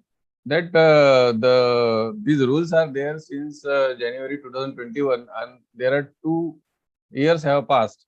And when we say that the provisions are impractical and hospitals will close down, and not a single hospital has closed down, and everybody understands that the provisions are strict and provisions are impractical. So what is happening? Here is the question: corruption is happening. Because as per the act, municipal council, municipal corporation, local authority has to do the things, but they come to us and they also understand it is impractical, and under the purview of the act, purview of the rules, they demand bribe and we give it. Second is we have to take their ashirwad, you can say, that we have to bow down to them. That is the problem. So because of these things, one is corruption, and because of our submission to them, they are somehow excluding us. But as per the act, as per the rules, everything is implementable. So one of the municipal corporation can take it strictly, and then the things will happen like that. So because it is in the act, we have to take it seriously. Though under the same rules, no hospital is shut down till now. But because it is there in act. If some lawyer takes this issue, then it will be difficult for us. Okay, sir. We'll take a last question in the chat box. That is saying, if the facility is providing only daycare, so will it be registered as a clinic or a hospital? Will it come under this act? Yes, this is the question, because one RTI was also there. I think Doctor, I'm not remembering, he has sent me the things that daycare center are not under the purview of this act. But if you are admitting a patient for some 1 hour or 2 hour also, it is as of now under this act. Only OPD clinics and pathology labs, radiology units and wellness center are not under this act. But once the CA come, things are going about CA. Once the CA come, everybody will come under. Okay, thank you, sir. Dr. Sharad, I think we need to wind up the session. I'm towards that only, ma'am. So I request Dr. Jyoti Chidgupur, madam, to quickly summarize the session and thank our speaker as a chair. Just one sentence. If there are any questions, you can call me. Because sir, I think if there are any questions, we request you to be in the summit for some time, and people can ask it in the direct in the chat box. They can ask me. If you could kindly answer it in the chat box. Yeah, you can WhatsApp me also or call me. Yeah. Thank you very much, President-elect Dr. Dinesh Thakre. We are sure you will get so many questions after this, because already chat is being asking many questions. So I think they can contact Dr. Thakre, sir. Really, I'm very much thankful to light on this very important topic of Maharashtra in this important summit, and this is a very wonderful contribution from you for this summit. Thank you very much. Over to you. Thank you, madam. Thank you, sir and madam. Now I, on behalf of IIME Dombivli, I present a certificate of appreciation to Dr. Dinesh Thakre, sir, for comprehensive and elaborate session for medical professionals on Maharashtra Nursing Home Registration Act during online medical legal Let's Act Summit organized by IIME Dombivli on Saturday, 29th of July 2023. You'll be getting this certificate on email as well, sir. So I'll conclude this session by thanking our learned speaker today, Dr. Dinesh Thakre, sir. I thank Dr. Jyoti Chidgupur, madam, to be present as a chair and co-chair. And also thank Dr. Ashok Tambe, sir, for showing his willingness to chair this session. And last but not the least, the whole team of Let's Act Summit. I now hand over session to Dr. Archana Pate, madam, for further proceedings. Thank you. Thank you, Dr. Sharad. Thank you, Dr. Thackeray. Thank you, Chudgukar madam. Moving forward, one of the hot topics today is a very problematic area is biomedical waste management. And this is proving to be a major issue with the healthcare establishments are facing. There are so many serious issues which we are expected to comply with: STP, ETP plants, authorization, consent, and these are causing problems for hospitals. Let us understand in depth about these biomedical waste management rules from leading expert in issues of healthcare establishments, Dr. Mangesh Pate. Warm welcome to the summit, sir. To chair this session, we have past president of IMA Maharashtra State, Dr. Avinash Bhondwe, sir, present vice president of IMA Maharashtra State, Dr. Shobha Ahuja, madam, is the co-chair for this session. And to moderate this session, I invite our very own Dr. Neeti Upasni, madam, who's the gynecologist. She's vice president of IMA Dombivli and treasurer of Dombivli Medical Foundation Trust of IMA Dombivli. Over to you, Dr. Neeti. Thank you, Dr. Archana. And it's my proud privilege to introduce today's speaker, Dr. Mangesh Pate, sir, who is the most expert person in this on this topic.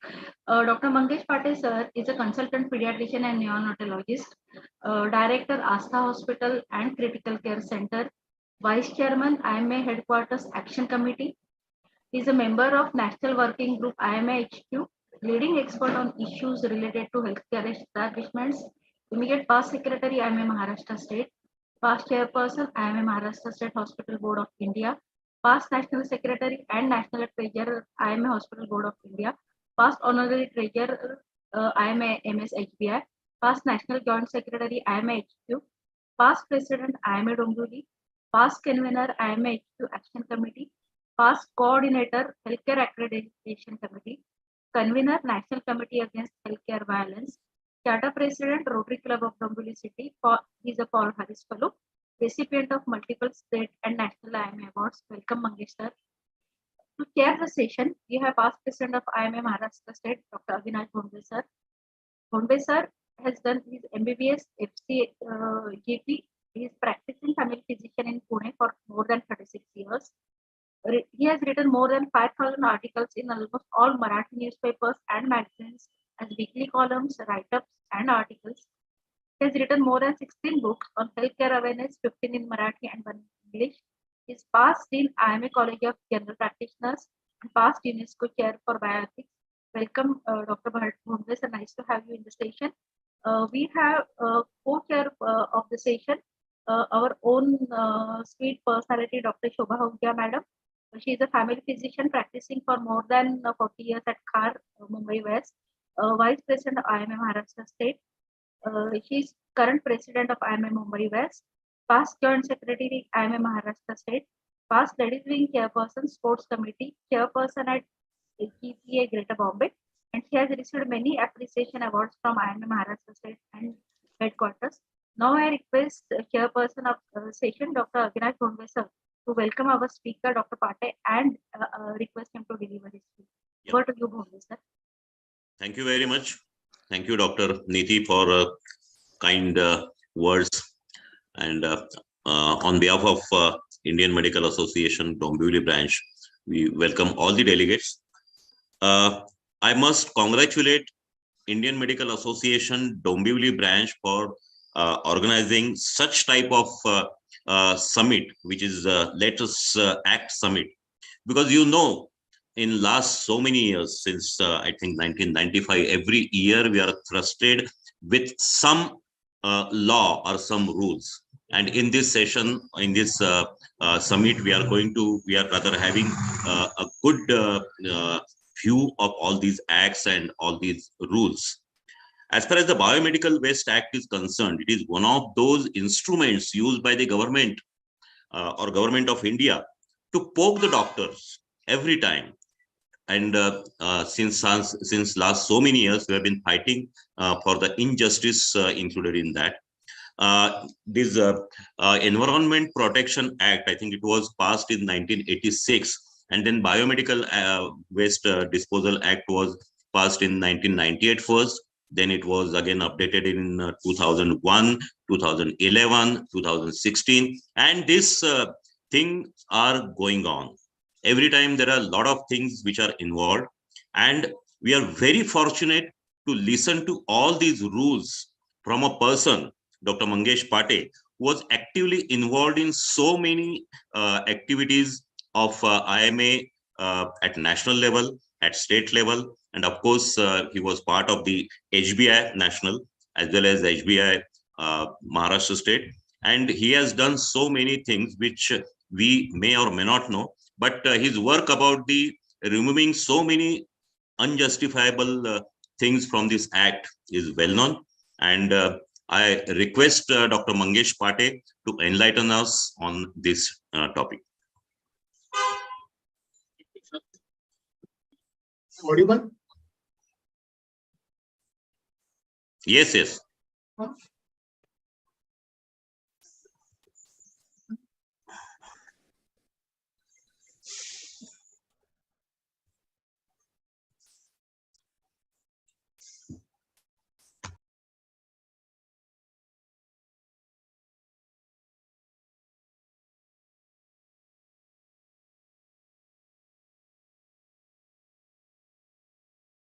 Is my screen now visible to everyone?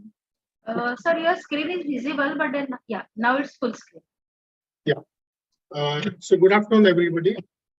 Today's topic in this Let's Act Summit is a biomedical waste, which is given to me, rules and issues.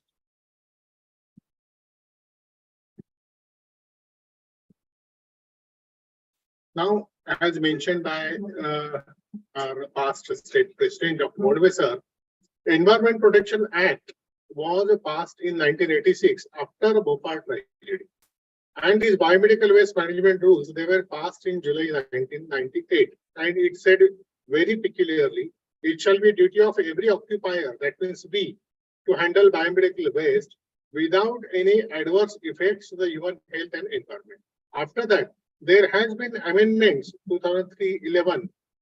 Government came out with the biomedical waste rules in 2016 as the new rules, and to that effect, they also came out with amendments first in 2018 and second in 2019. Why these two amendments are important, that I will mention once we go ahead in this discussion.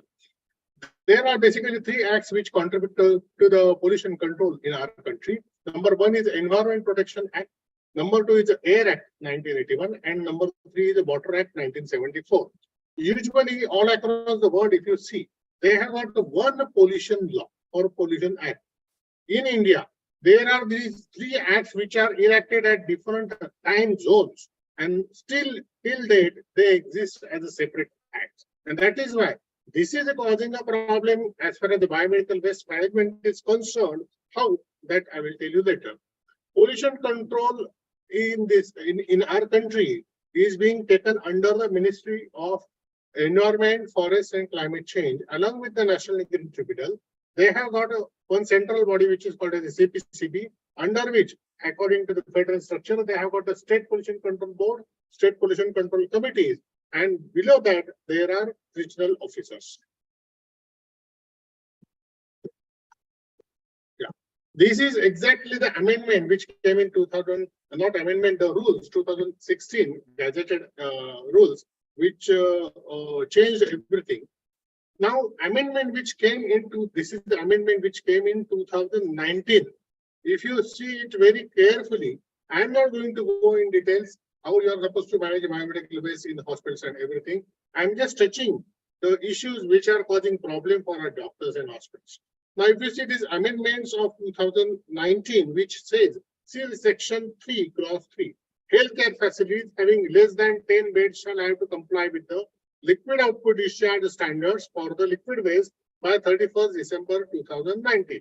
This amendment, they came in 2019. The amendment, which was there 2018, which had the sentence at the same place, the healthcare facilities having less than 10 beds will have to comply with the liquid output discharge standards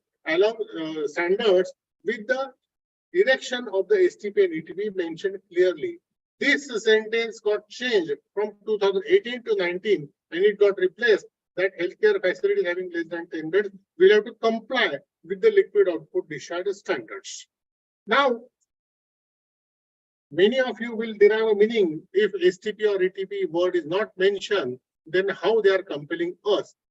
Very fact, 2019 amendment are mentioning that we have to comply with the liquid output discharge standards. So the standards which are there to comply with the liquid output discharge from the hospitals, they cannot be complied without an STP and ATP plant. That is why using this subsection and clause, everywhere they are asking you are supposed to erect your own, have your own STP and ATP individually.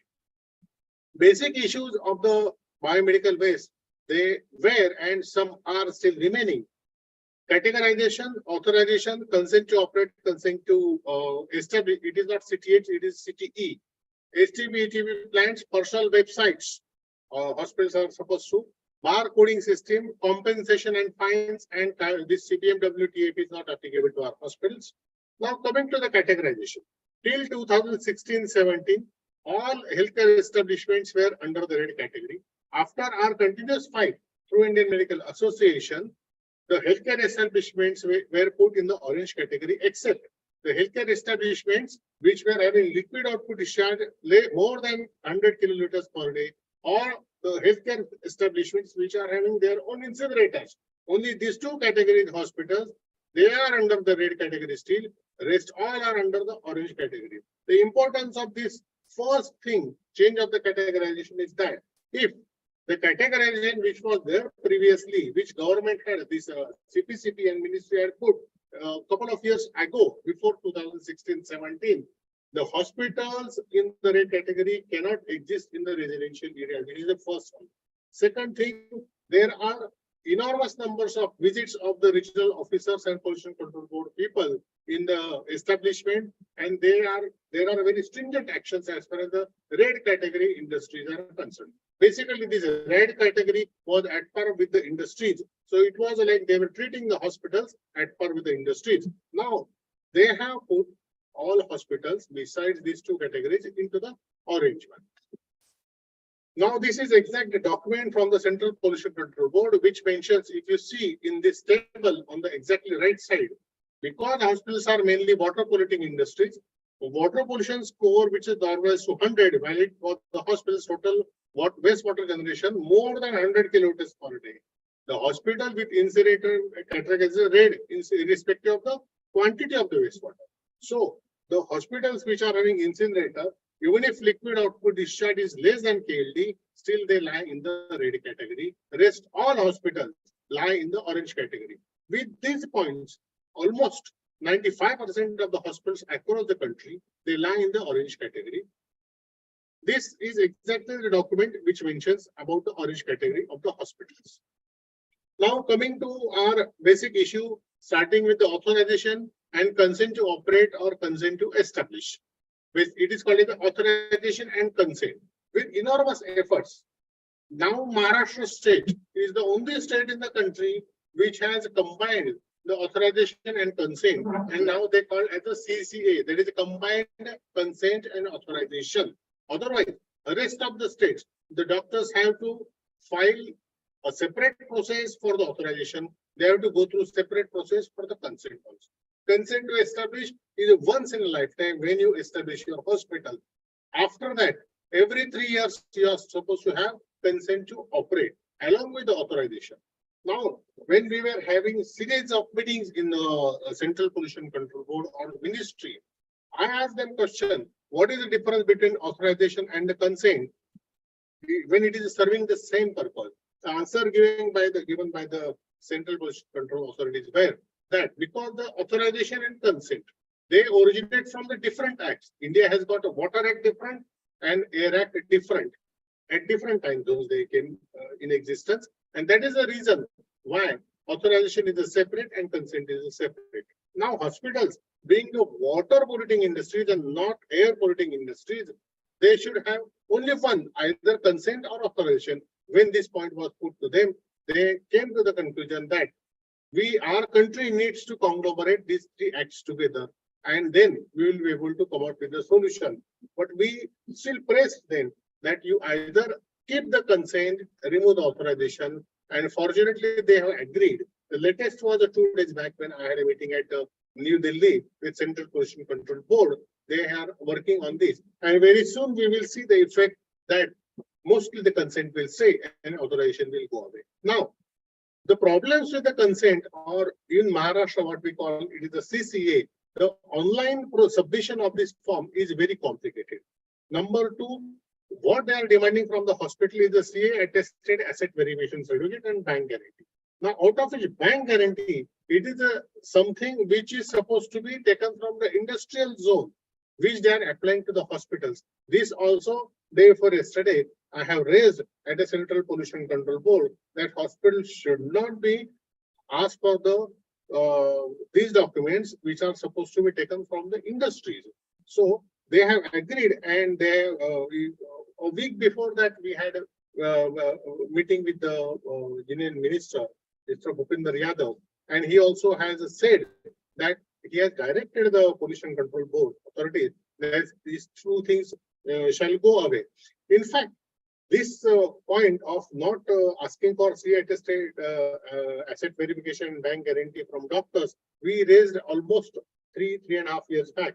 And this is exactly the letter. If you read it very carefully, it mentions to the member secretary, all state pollution control board and pollution control committees, authorization of healthcare facilities. This is the representation from Indian Medical Association that documents such as bank statements or other legal financial documents pertaining to healthcare facilities are sought by few state pollution control boards for grant of authorization, whereas form of the grant of authorization does not specify any such requirement. IMA has also raised concerns regarding the compulsory installation of STP ETP at healthcare facilities. In view of above, I am directed to inform that state pollution control boards may relook into the state-specific procedures adopted for the grant of authorization, including the consent to the healthcare facility. Further, as per the provisions under the Biomedical Waste Management Rules 2016, healthcare facilities need not install ETP in case the discharge from the healthcare facilities is connected to the cities or towns public sewerage network leading to the terminal STP. Now, this letter, it is issued by the scientific officer of the Central Pollution Control Board and has been sent to the all state pollution control boards and authorities. Still, they are asking something like this, that CA attested asset verification and a bank guarantee from the doctors. The reason is that in the law, certain powers as far as decisive powers and working powers are vested with the State Pollution Control Board. In yesterday's meeting, I have also demanded that the power should not be vested with the State Pollution Control Board. Because of that, even if such letters are issued by Central Pollution Control Board, state authorities are treating it or showing it a dustbin and acting at their own whims and fancies, and that's why doctors and hospitals are suffering. But I assure you, very soon this problem will come out with. Yesterday, we have forced this point that all decisions should be taken at the Central Pollution Control Board, and powers unnecessarily vested with the State Pollution Control authorities, which is causing problems, shall not harass the doctors and the hospitals. Now, coming to the STP ETP plants, which is the most hot issue as far as doctors and hospitals are concerned, in the many areas across the country, also in Maharashtra, the pollution control officers, they are issuing notices to the hospitals that you are supposed to erect your own STP ETP plant. If not, you are supposed to give affidavit that you within certain period of time you will be doing so. On what ground they are asking, I showed you the clause 3 in Amendment 2019, which mentioned it is less than 10 beds shall have to comply with the liquid output discharge standard by 31st December 2019. On this one sentence, depending on this one sentence, they are asking for the STP and ATP plant. Now, the liquid output discharge standards, what is mentioned in this, they are displayed here on your screen. You can read. These are the parameters: pH, suspended particles, solids, oil and grease, biological oxygen demand, chemical oxygen demand, and bioacid test. You read all except the last one, that bioacid test. The rest of the things are fine, that we can handle at some level. But bioacid test, the fish survival, 90% survival of the fish after 96 hours. That's something absolutely funny. And in yesterday's discussion, it was categorically mentioned that we are picking up something from the Western countries and putting the same thing here. almost 13 places we tried just for the study purpose. This bioasset test, not a single place we could achieve 90% survival of fish in this liquid output discharge. So it was practically impossible to comply with the standards. In yesterday's meeting, we requested them to remove this bioasset test completely. And second thing, what we have requested them, that the rest of the parameter should be converted into generalized parameters, and they should be applicable mostly at the terminal STP level and not at the hospital level. But this one point will be under discussion. And I just hope if this one point is agreed, the entire country ATP, STP compulsion will go away. Now, STP plants are really bad financially for the hospital. There are space constraints and bioasset, I already have mentioned. There are objections from the neighborhood if at all we have our own STP plants. It has happened in some parts of the country. So practically it is not possible. This is the costing from few places in Punjab we removed, and this is exactly expenses for the biomedical waste management for ATP plant and all this erection and the manpower and the maintenance. This much is the waste of this thing. And depending on this document, I will share the document of the Central Pollution Control Board. Their own document says that common effluent treatment plant is the collective treatment of the effluents in various industries as centralized facility. This concept is similar to the concept of the municipal corporation treating sewage of all individual houses. The main objective of common effluent treatment plant is to reduce the treatment cost for individual units while protecting the environment. Now the language is the same as what we are demanding. There is no difference at all. But this is just the people who are at the helm of the affairs. They are taking wrong decision. That is why exactly hospitals are suffering. And we are showing them mirror, showing their own documents to them. This is what you are saying. Economy explained, economy, ease of doing business, every point we have put forward to the Central Pollution Control Board. These documents, last week we shown to the minister also. He also agreed that it will be wrong to ask hospitals to have individual STP and ATP plans. So I'm just hoping for the success as far as these things are concerned. Website and barcode system. Now, in these rules, this thing, they had expected all hospitals to have their own individual website, which we have objected. Not all hospitals, especially small and middle sector hospitals, do not have their own websites. The intention of asking hospitals to have their own websites that the water biomedical waste is given away every day, that hospitals and doctors are supposed to upload on their website, and then you are supposed to send the same link to the State Pollution Control Authority and to the Central Pollution Control Authority. Whereas the shortcut for this, whenever the agencies are coming to the hospital and every day they are coming to collecting the biomedical waste, they have got to wait and every parameters which is noted in their system. So it is a responsibility of the either State Pollution Control Board or Central Pollution Control Board to have one centralized system where the responsibility of the uploading the this data should be on the common biomedical waste treatment facility. That is the agency which is coming to the hospital, not that of the hospitals and doctors.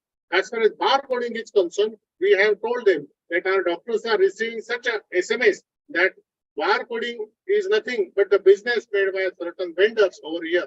But this responsibility lies with the agency which is collecting the biomedical waste. Again, this responsibility should not be shouldered upon hospitals and doctors. They have agreed to all these things, and individual website reporting and barcoding very soon will be given over to the collection agency and will be going away from the responsibility will be going away from the hospitals. Now, as far as this central software and everything, complete document was presented around 2 years back, and now they have come to the conclusion that IMA was right and they are going to agree with this. This is very important. Kindly look at the left of this slide, the environmental compensation charges, the formula by the Central Pollution Control Board. This has been given by the National Green Tribunal. Mind you, it is very difficult to erase or remove anything or correct or edit anything which is coming from the National Green Tribunal. So this formula is given by NGT through CPCP, and any evasion is there in the biomedical waste management, this formula is applicable what is the meaning of all these words? It is also written. The rules say that minimum environmental compensation will be 1,200 per day. And on the right side, if you see the news of the 3 hospitals, which said 2.8 crore fine was slapped on the 3 hospitals over the best violation. And if you see below the reasoning given, units ETP was found non-operational during the visit. So, as per whatever authorities in the state or wherever they say, you can have one ETP or STP fitted in your hospital, which will be very cheap. That should not be acceptable, because what follows after we fit even the cheaper STP is this exploitation 100% is the next phase once we accept the STP and ETP plan. So there should be vehement objection to the individual STP and ETP plans in the hospitals. Now, inspection of the premises, kindly read this very carefully. Central Pollution Control Board or State Pollution Control Board can inspect the premises anytime. State level, district level monitoring teams can visit your hospitals anytime. Most of the times, officers act on the whims of policies, and it is a weak avenue for the corruption. I am being blunt over here. Even yesterday's meeting in Delhi, I had said that whenever you are doing any rules or laws and they are giving a good yield, doctors are not against it. But if it is opening the avenue of the corruption, we will have complete opposition for any such law or any such rule. So this is about biomedical waste management. Your questions are welcome. Thank you so much. Thank you, Patte sir. It was to the point and yet elaborate lecture as always. I request our co-chairperson, Dr. Shobha Ahuja Madam, to take maximum 2 questions, as we are really running short of time. Anyone else has any question can ask in chat box and they will be answered. Over to you, Shobha Madam. Yeah. Thank you, Nidhi.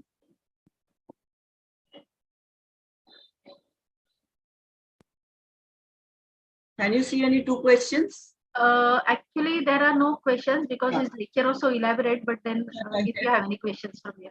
Yeah. Yeah. Sir, so what is to be done in case, any, the hospitals or the authorities or the civic bodies say that the STP and ETP plant is compulsory? What are the clinical establishments supposed to do? Okay. I just mentioned that many regional places or local places, regional officers are issuing notices to the hospital, and time and again, I have provided these documents to all hospitals. Remember one thing, when rules are wrong, to fight with the rules against the rules is in our hands. Here, what matters is the unity and our decision, where we stand vehemently. When we are working so hard through the National Working Group in Delhi, we can always fight with the regional officer, and every document, which is just now I showed you the document. There are many documents more than this with me, which mentions from Central Pollution Control Board. They say very clearly that the hospitals which have got a connection to the underground sewerage and terminal STP, they did not have to install their own individual STP and ETP.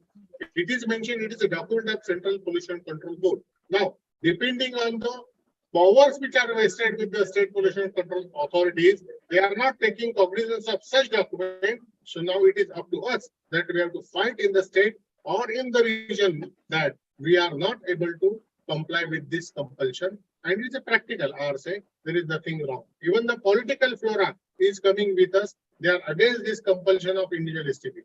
Thank you. Thank you, Dr. Mangesh. Dr. Anil Patil has raised his hand. Archana, can we? Yes, I have unmuted him. Yeah. Yeah, thank you, Archana. Mangesh, there is really good work at the national level. The update which you have told just now.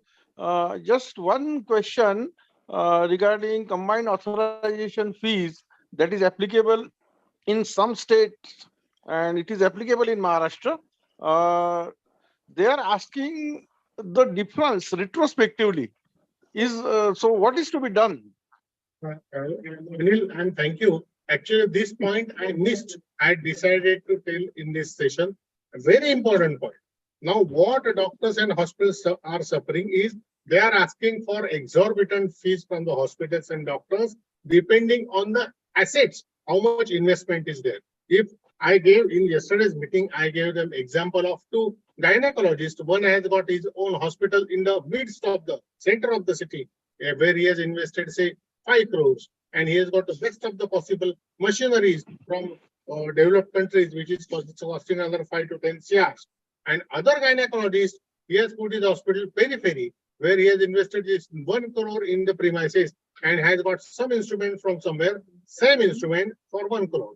So if one doctor is having investment of 15 crores, having same practice, same education, he is getting same services, and other hospital where the investment is just couple of crore and the scope of services is same, the difference in the consent CCA charges is too high depending on the asset.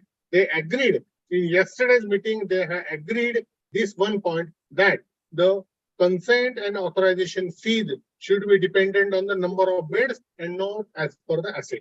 They are putting forth the thing next week to the minister, and I'm hoping that the solution will come out from there. This is the answer, I think, Anil. Okay, thank you. Thank you, Dr. Pate. There are few more raised hands, but I think we are really short of time. Please ask your questions in chat box. And I request chairperson of the session, Dr. Avinash Bhunde sir, to summarize the session. Sir, you will have to unmute yourself.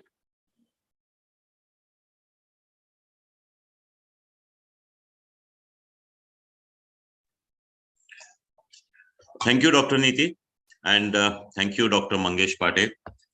It's rather Dr. Mangesh Pate is encyclopedia for these biomedical waste management rules, and we rather realized this because he described right from the beginning how this act was evolved, the amendments done in 2016, 18, 19, as well as the fight against the injustice of red zone industries and STP, HTP plant compulsion.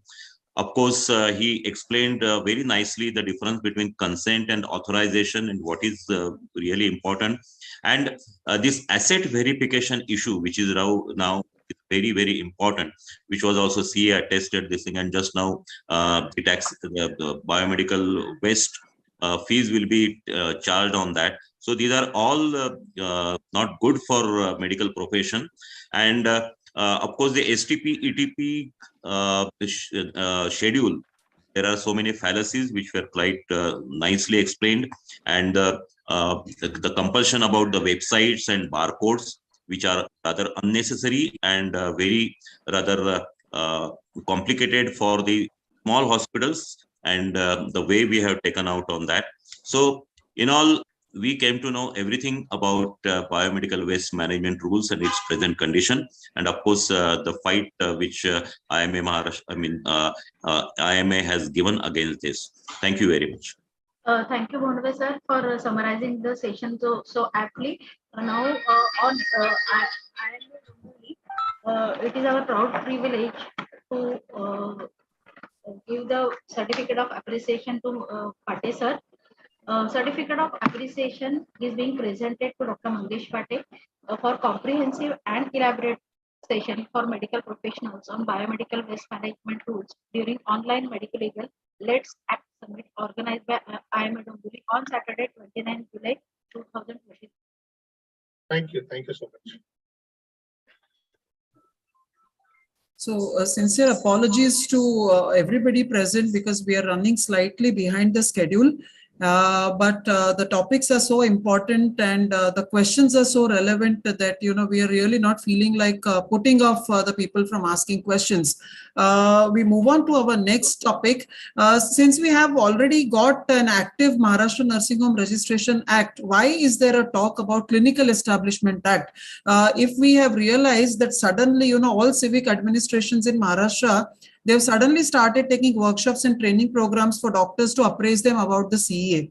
The Clinical Establishment Act 2010 was passed by Parliament to provide for the registration and regulation and of clinical establishments with the view to prescribe minimum standards of facilities and services to be provided by clinical establishment to safeguard rights of the patients. But are the rights of doctors also safeguarded? So let us understand the nuances of this act from an expert, Dr. Sanjay Patil, sir. This Clinical Establishment Act, because in near future may become a reality. So let us understand this from Dr. Sanjay Patil, sir. Warm welcome to the summit, Dr. Patil. To chair this session, we have past President IMA Maharashtra State, Dr. Dilip Sarada, sir. Sir is unable to join because he has suddenly got an emergency patient, so he had to leave. He was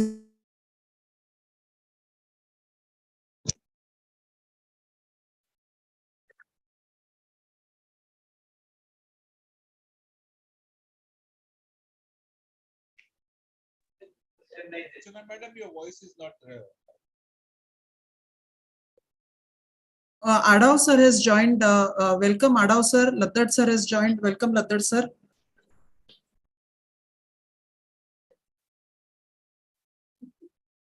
Hello, sir. Hello, all the best. Thank you. Thank you so much, sir.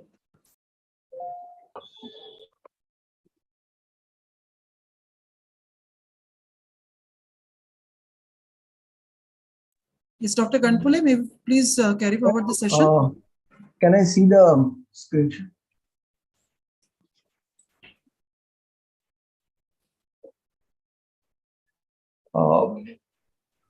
Thank you, Dr. Archana Patil, madam. Actually, now this is an Clinical Establishment Act 2010 is an hot topic nowadays, and let us listen it from the very well-known ophthalmologist from Pune, Dr. Sanjay Patil. Dr. Sanjay Patil is a practicing ophthalmologist at Pune for last 27 years, undergraduate and postgraduate from BJ Medical College, Pune, gold medal in ophthalmology by Pune University. Special interest is phacoemulsification and small incision cataract surgery and oculoplasty. Is an honorary secretary, Hospital Board of India, IMA-MS, director, IMA HBI HQ, chairman, Hospital Board of India, Pune, executive trustee, IMA Pune, regular CWC member, IMA headquarters, vice chairman of IMA JDN headquarters, member, finance committee, IMA headquarters, past vice president, IMA Maharashtra State, past president, IMA Pune, recipient of multiple awards by state and national IMA. So please welcome Dr. Sanjay Patil. Chairman for this session is Dr. Dilip Sarda. Unfortunately, he won't be able to join because of the emergency in the hospital. Co-chair for this session is Dr. Vandana Kate, madam. Dr. Vandana Kate, madam, is MBBS, FCGC and BA Psychology, senior family physician, president of Indian Medical Association, Nagpur, past vice president, IMA Maharashtra State, past joint secretary, CGP, IMA Maharashtra State, past vice president and past joint secretary of IMA Nagpur, past president of Rotary Club of Nagpur, North Hill. So please welcome Dr. Sanjay Patil. I also request Dr. Vandana Kate, madam, to please welcome Dr. Sanjay Patil and request him to start his session. Thank you, Mr. Ganpule, Dr. Ganpule. Thank you, Archana and Mangesh and Dombivli branch for organizing such an important summit on the very, very important topic which we are facing in day-to-day practice. I invite Dr. Sanjay Patil for giving the talk on such important topic. Welcome you, sir. Good afternoon. Am I audible? Yes, yes, you are audible, sir. Yeah. Good afternoon. At the outset, I would like to thank IMA Dombivli, organizers of Let's Act symposium, especially President Dr. Vijaya Lakshmi, Treasurer Dr. Hemant Patil, and my friend Dr. Mangesh Pate and Dr. Archana Pate madam and team IMA Dombivli. I congratulate IMA Dombivli branch for completing 50 years and celebrating the Golden Jubilee year. I acknowledge the presence of Dr. Dilip Sarda sir, Dr. Vandana Kate, my mentor Dr. Ashok Adav sir, and many more leaders from IMA Maharashtra State. Today's topic is Clinical Establishment Act 2010. So friends, we'll discuss today about the Clinical Establishment Act 2010. First of all, we'll see what is a definition of clinical establishment. Secondly, we'll come to know about the emergency medical condition. Then there is a special provision, that is State Council for Registration and its functions we'll see. Then local registration authority is something different to what we are doing right now. Then various requisites to apply for provisional and permanent registration. This is something new. Then application process, it is totally different. Then the cancellation of registration, the criteria are changing. Then there will be an appellate authority and penalties are different. And there are two more things, that is the rights of patient and responsibility of the patients. So friends, today in Maharashtra, we are registered under Bombay Nursing Home Registration Act 1949. So for last 74 years, we are registered under Bombay Nursing Home Registration Act, and it was amended in 2003, 6, 13 and recently in 21. And now it is known as Maharashtra Nursing Home Registration Rules. And we have learned from Dr. Dinesh Thakre about this act. And Central CA was introduced in 2010 by Central Ministry, and now it was advised that all states were supposed to adopt this act with necessary relevant modification. And see, as Dr. Archana mentioned, that there was suddenly one letter from Joint Director of Health to conduct the workshops on CA at various places to all presidents of IMA in a state. So, friends, Maharashtra government is now keen on implementing the Maharashtra specific Clinical Establishment Act. So the preamble and the need of this bill, it was discussed in 2014. And then it was about to get implemented in 2016, but it is stalled because of various reasons. But the preamble is simple, that it is considered to expedite and expedite to provide for the registration and regulation of clinical establishment with a view to prescribe minimum standards of facilities and services which may be provided by them to safeguard the rights of patients and healthcare providers. So the mandate of Article 47 of the Constitution of India for improvement in public health may be achieved. But here something is missing, that is patients' responsibilities we should add to this clause. See, what do you mean by clinical establishment? Today in Bombay Nursing Home Registration Act, the hospitals, maternity home, nursing homes are covered, but not dispensaries, clinics, wellness clinics and daycare centers, or even pathological, biological, then the investigating diagnostic centers are not covered, but in CEA, all clinical establishment will be covered. One more interesting thing is, it mentions that it shall include the clinical establishment owned or controlled or managed by government authorities. This is something new. And Department of Government or any local public authority, that municipal corporation having hospitals, they will be covered under this Clinical Establishment Act, and other things are already under Bombay Nursing Home Act. So friends, emergency they have specified in our Maharashtra Clinical Establishment Act. There are many documents circulated amongst us about this CEA, about this bill, revised bill, proposed bill. Then somebody will say it is approved by Director of Health, and there are so many documents are circulated. But the emergency definition, it is emergency medical condition means a medical condition manifesting itself by acute symptom of sufficient severity, including severe pain or trauma of such nature that the absence of immediate medical attention could reasonably expected to result in placing the health of individual or with respect to a pregnant woman, the health of woman or her unborn child in serious jeopardy, or serious impairment of bodily functions, or serious dysfunction of any organ or part of a body. So they have defined the emergency condition. Friends, there will be a council for clinical establishment, and state council shall consist of director of health services. It will include a person from dental, then medical council, then nursing council, then homeopathic council, Indian medicine, pharmacy, and rehabilitation council of India. So these were the prime constituents of this council. Another thing is there will be a representation from state Indian Medical Association, then paramedical system, representative from paramedical systems, where representation from women's organization, then NGOs working in patients' right, then Association of Indian System of Medicine, that is Ayush people, and then there will be one representation from Medical Consultants Association and so on. So these people will constitute the council. State council will be there, like our medical council. There will be a council for the registration of the hospitals. So what are the functions of this council? Mainly to classify the clinical establishment. They will classify a clinic, diagnostic center, daycare center, the hospitals, or multi-speciality hospitals. So they will classify the clinical establishment. They will develop the templates for developing minimum standards. That is according to preamble, that minimum standards you have to follow.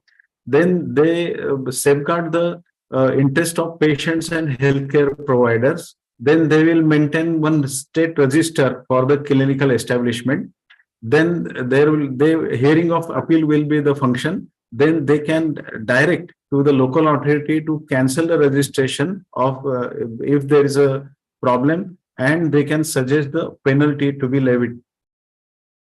So there will be local registering authority, and local authority will be the medical officer of health as usual. He will be the chairman, then deputy medical officer, and something new is happening. That is there will be one representation from pollution board, fire, food and drug administration. So all three authorities will be there in the local registering authority. So according to us, if these people are present in a local registering authority, then there should not be any different mechanism to get the clearance from the pollution, fire or food drug. At the same time, there should not be any separate penalty if there is a violation of pollution, fire or in food drug issues. Then the local authority is involving these three people. Then the penalty should be at one place only. Next is in a corporate. And the functions of local registering authority are to grant, renew, suspend, cancel the registration of clinical establishment, and then to enforce the compliance of the provisions of Act and the rules made thereunder. So this is very important thing, and we should be very careful when they will formulate the various rules and regulation to this Clinical Establishment Act, because they are yet to be formed. So friends, to get what are the conditions for registration and renewal of the registration? There are two types. One is a provisional registration and second is a permanent registration. If the person applies for, the owner of clinical establishment shall undertake to appoint a qualified and registered person of concerned category to manage the clinical establishment in case of single practitioner. And in case of multi-speciality clinical establishment, it is the same thing, but it has to be, there has to be a control, or it should be under management of registered medical practitioner. These two things are very important for provisional registration. And for permanent registration, the previous two criteria are there, but top of that, minimum standards of space, facilities and services are as may be prescribed. Second is the minimum qualification and requirements of personnel, that is the manpower required. They will specify, it will be prescribed. Then maintenance of records and display and reporting should be done. Then charter of patient's right and responsibility. All these criteria are for permanent registration, not for provisional registration. Then the rates of facility, you have to display the rates of facilities and services, and then compliance with the standards of safety, infection control and standard guidelines may be as may be prescribed. So these are the conditions for permanent registration.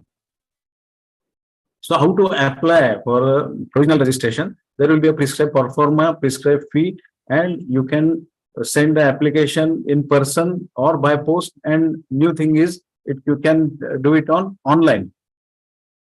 So the provisional certificate, once someone has applied, then it is binding on authority to give the registration, provisional registration within 30 days. If they fail, then it is considered to be deemed to be registered.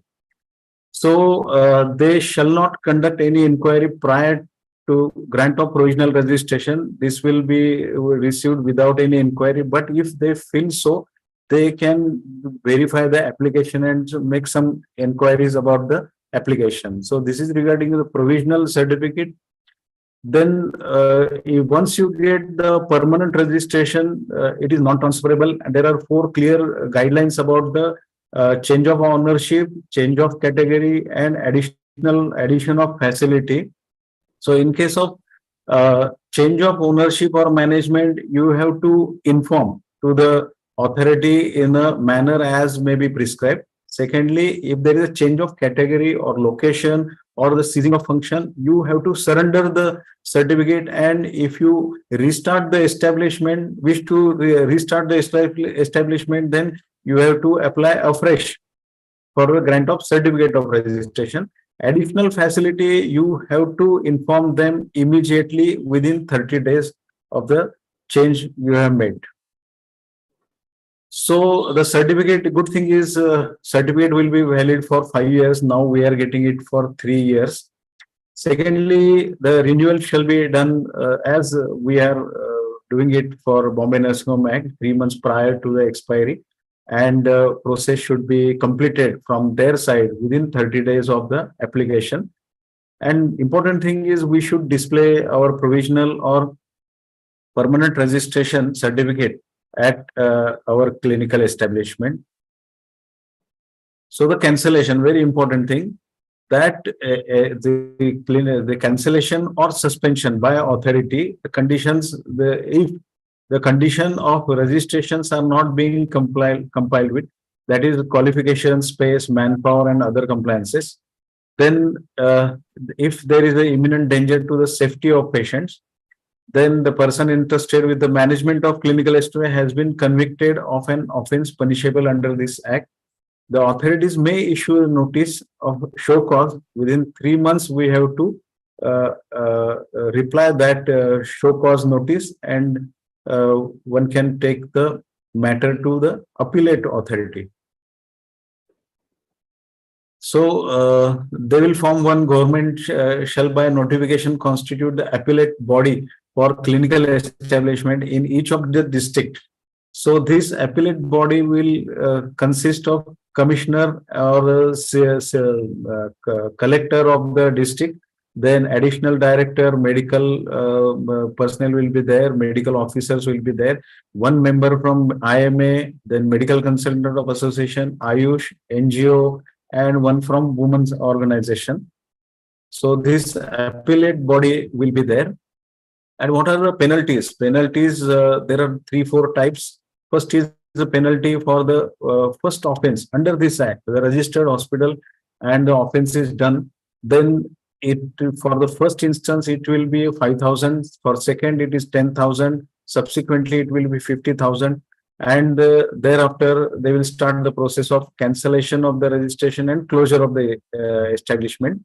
Secondly, if a clinical establishment is without registration, then first conviction, it will be 10,000. Second contravention, it will be 20,000, 25,000. And then they will start closing the establishment. And this is something new, that is any registered medical practitioner knowingly serves in a clinical establishment which is not duly registered under this act, the fine will be around 25,000 rupees. So be aware of such establishment now. Then the quantum of penalty will be decided as per category, size, type, and local conditions of the area. So this was regarding the penalties. So they have mentioned various rights of the patients and responsibilities of the patient also. So in the rights, they have mentioned relevant information should be given to the patient. about the nature, cause of illness, proposed care, expected results, treatment option, and complications and expected cost. Then right of confidentiality, right of non-discrimination, the right to complain, right to assess the list of specialists, right to seek second opinion. These are the rights of patient. Again, right to have an access to his or her clinical records during admission, and they can demand a photocopy of indoor papers on request. We have to give photocopy of indoor papers on request within 72 hours. Then right to receive discharge card, a right to choose a registered pharmacy, and so on. These are the rights of the patient which we have to agree and we have to display in our establishment. At the same time, there are few responsibilities mentioned very in a limited scope, but we have to expand these responsibilities. Responsibilities of the patient to provide the relevant health information, which is very vital in management of the patient. Then share all the information to the healthcare providers, fully cooperate with the healthcare providers, respect the dignity of doctors and other staff as a human being, preserve and share the past medical records, to pay clinical establishment bills as agreed, then not to resort to unlawful methods such as violence against the doctor or clinical establishment, and which is a non-bailable offense. They have mentioned it there that it is non-bailable offense, and you have to follow the rules of clinical establishment. So friends, coming to the, sorry? यार उद्या सकाळी बोला बरं shaving करू. Yeah. So coming to the end, that at present we are registered under Bombay Nursing Protection Act. आता पैसे काही घेऊ नको. Maharashtra specific CA is under consideration. So single practitioner clinics as well as government medical establishment will come under CEA. Our appeal from IMA is something different. That is, they should exempt all clinical hospitals less than 50 bedded, as it is done in Haryana. They have exempted clinical establishment less than 50 beds from Clinical Establishment Act. Then involvement of pollution control, fire officer and patient right NGOs can lead to malpractice and commotion.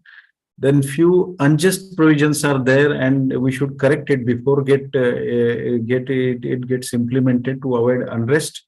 And friends, the IMA leadership is vigilant and working very closely with the government and to understand this topic, and mainly while forming the rules and regulation, we should be very vigilant.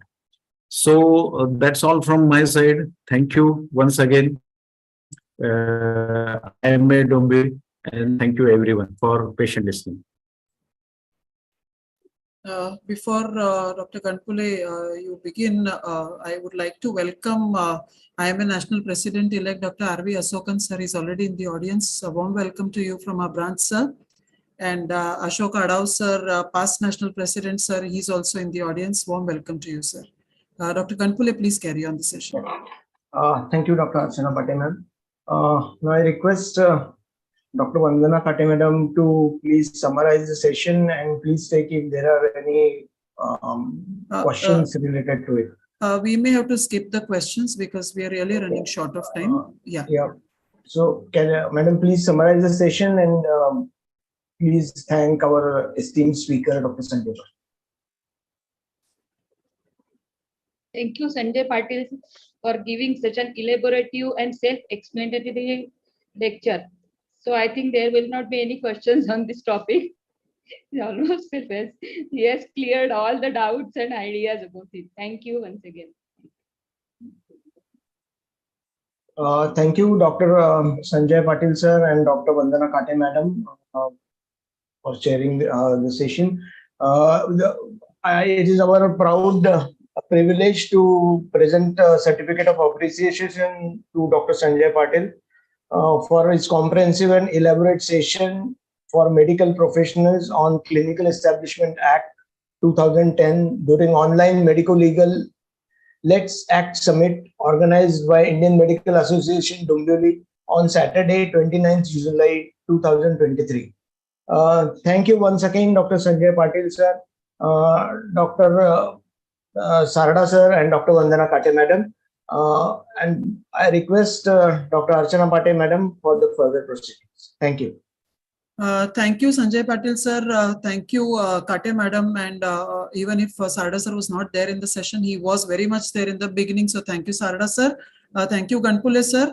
And moving on to the next session, the Supreme Court has ruled against criminal prosecution of doctors unless gross negligence is established. In Jacob Matthew case, the Supreme Court has laid down guidelines to govern the prosecution of doctors for offences of which criminal rashness or criminal negligence is an ingredient. But are the procedures followed? What should we know as medical professionals? To speak on criminal prosecution of medical professionals, we have an eloquent and knowledgeable speaker, respected Dr. R.V. Asokan sir, who is the National President-elect, IMA Headquarters. We are honored with your presence at the summit, sir. Thank you so much for joining. And to chair this session, we have past National President, Dr. Ashok Adhav sir. To co-chair the session, we have past President IMA Maharashtra State, Dr. Ramkrishna Londe sir. And to moderate this session, we have President IMA Dombivli, Dr. Vijaya Lakshmi Shinde. So over to you, Dr. Vijaya Lakshmi. Good afternoon, everyone. Yes, you're audible. Good afternoon. Yeah, ma'am, the screen.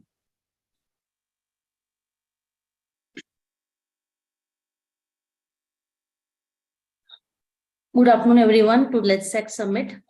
So slightly we are delayed by 10 to 15 minutes. Apologies for same. I welcome Dr. R.V. Ashokan, sir. Sir needs no introduction. Naam hi kafi hai. He is a practicing general surgeon, physician running 26-bedded hospital at Pannalur, Kerala since 1983. I am a national president-elect for 2024, board member of Stop TB Partnership in Geneva, past honorary secretary of IMA, past national chairman of IMA Hospital Board of India, past national secretary of IMA Hospital Board of India, past IMA Kerala state president, past IMA Kerala state secretary, conceived and established IMAGE, the biomedical waste project of IMA Kerala state branch in 26 acres of land in Palakkad, brought rupees 10 crore global fund public-private mixed TB project to IMA and served as its national coordinator for 6 years. He served in the strategy and technical advisory group STAT TB of WHO Geneva for 2 years. I welcome you, sir, for today's session. For today's session, we have chairperson, past president, Dr. Ashok Adhav, sir. He is the patron of IMA Maharashtra State, practicing surgeon at IMA at Nagpur, practicing past national president, IMA headquarters, past president, IMA Maharashtra State, past president, IMA Nagpur, past president, Association of Surgeons of India, Nagpur branch, past state chairperson, Beti Bachao, Beti Padhao project, past chairman, Doctors Against Sex Selection Committee, IMA headquarters, and recipient of multiple awards at state and national level. I welcome you, sir. For today's, Thank you. We have co-chairperson, past president, Dr. Ramkrishna Londe, sir. He is the consultant pediatrician at Karam, Usmanabad, past president of IMA Maharashtra State, past president of Indian Association of Pediatricians, Usmanabad District Branch, past president, Rotary Club, Karam City, and Paul Harris Fellow. I welcome you, sir, for today's session. I request speaker to start the session. Sir, we request Adhav sir to please welcome the speaker on behalf, sir. Asokan, yes. Good afternoon, everybody, especially to Dr. Asokan. Thank you very much to Dombivli branch. But for online the all program, I feel very awkward. And I had to complete my patients. But ultimately, I told my receptionist I will not see patient from 3 to 4 p.m. So I joined as suggested by Vijay Lakshmi 5 minutes before. And I listened to Dr. Sanjay Patil also. But unless I remain absent, my practice is something different. Unless I remain absent from Nagpur, my patient will never leave me. So that is the problem with me joining. So I know Ashokan, I heard Ashokan on so many topics. So it is better, I request Dr. Ashokan to start his today's lecture, and if we will get time, we will interact with him afterwards. All the best, Ashokan. Thank you, sir. I'm so happy that this is Dr. Ashoka Dev who is chairing my sessions. And his seniority to be a clinician of full time, it's a great honor, sir. We all learn from you on such small little things. Thank you. Sir, So, allow me to share the screen for you, sir. Please, yeah. Should I share it, sir? Yeah, please go ahead. Yes, sir. Please go ahead. I am grateful because I am unable to do that. Sir, is the screen visible? Yeah, it's visible. Yes, sir. So, respected Dr. Ashoka Dev, sir, Dr. Ramakrishna Londa, and the session head, Dr. Vijayalakshmi Shinde, Dr. Archana Patel, Dr. Hemant Patel. I can see also Dr. Utre, who has been given the charge by the IMA headquarters to crystallize the views on criminal law and come out with recommendations this year. And being welcomed by Dombivli branch is it's a very pleasant thing, especially I have worked so closely with Dr. Mangesh Patel, a person who we were both backroom boys for the NMC struggle. We were never seen outside. But days and nights went on during the NMC struggle together.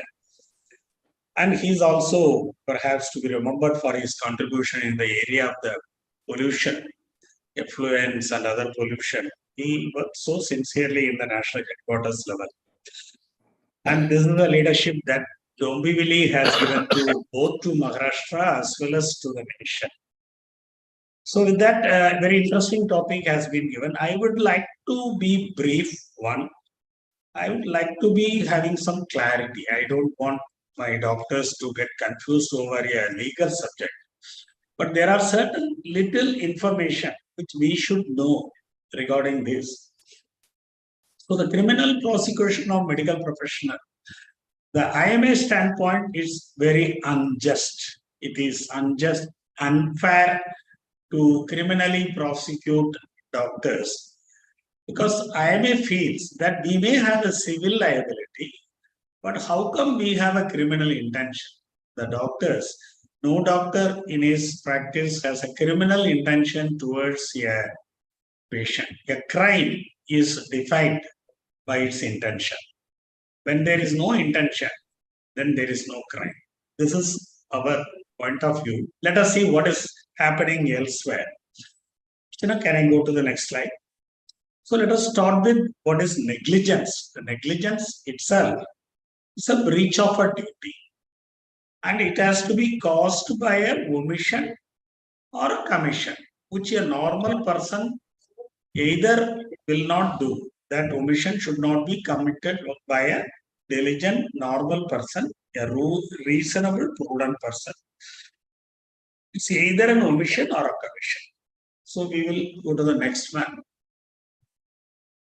So there is a definition legally. This we have to understand. To invite negligence, there has to be a legal duty. It's understood. All doctors have a legal duty towards the patient. Then there has to be a breach of the said duty. In a court of law, that breach has to be demonstrated. That duty has not been undertaken, has to be proved. Then a consequential damage has to be shown. Unless there is a damage which is demonstrated, then there is no negligence. So these are the three constituents of the negligence. Let us go ahead. So obviously we have two types of negligence. One is civil and criminal, and they have to be different. I think this is very basic that we both understand what is a civil negligence and what is a criminal negligence. And even in that criminal negligence, is it that doctors stand different from the rest of the population? Next slide, Archana. Archana, move over. Go ahead. Yeah. So in talking about civil and criminal liability, in civil, you can, even a simple lack of care can be cause of civil liability. But in a criminal liability, the simple lack of care such as that will constitute civil liability is not enough. The criminal law, there are degrees. Very high degree of negligence is required to prove criminal negligence, especially for doctors. Yes, Archana, we'll move. We'll move. Next slide.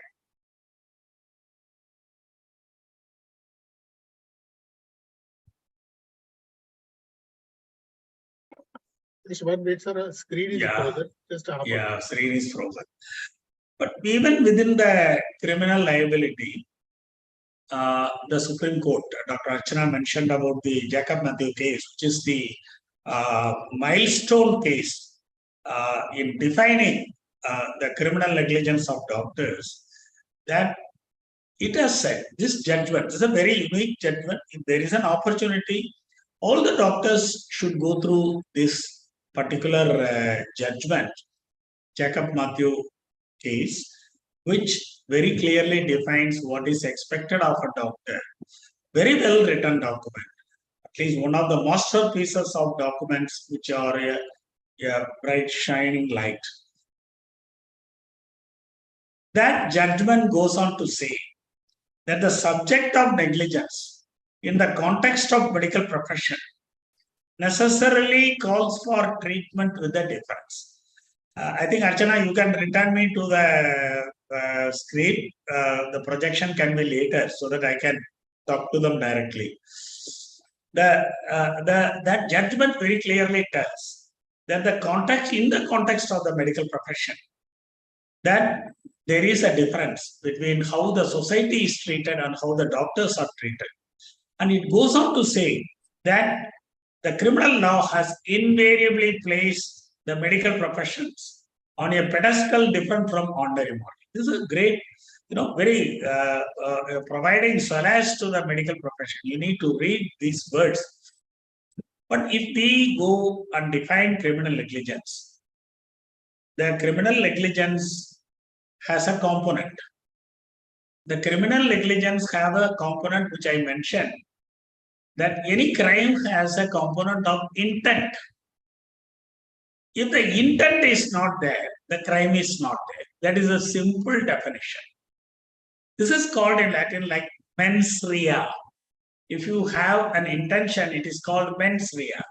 In a crime and in a criminal law, the prosecution has to prove that there has been an intention, and that intention has to be proved to prove the crime. Here there is no intention. So even in the legal circles, there is a gap. Even in the legal circles, there is a gap. Archana, you leave me extempo, that will be better. Leave the screen. Leave the screen, it's better that you put me on the screen. So unfortunately, my laptop is all right. Oh, it is frozen. Okay. So the criminal negligence, the Supreme Court has said, since mens rea cannot be applied in the case of doctors, it has defined it as gross negligence.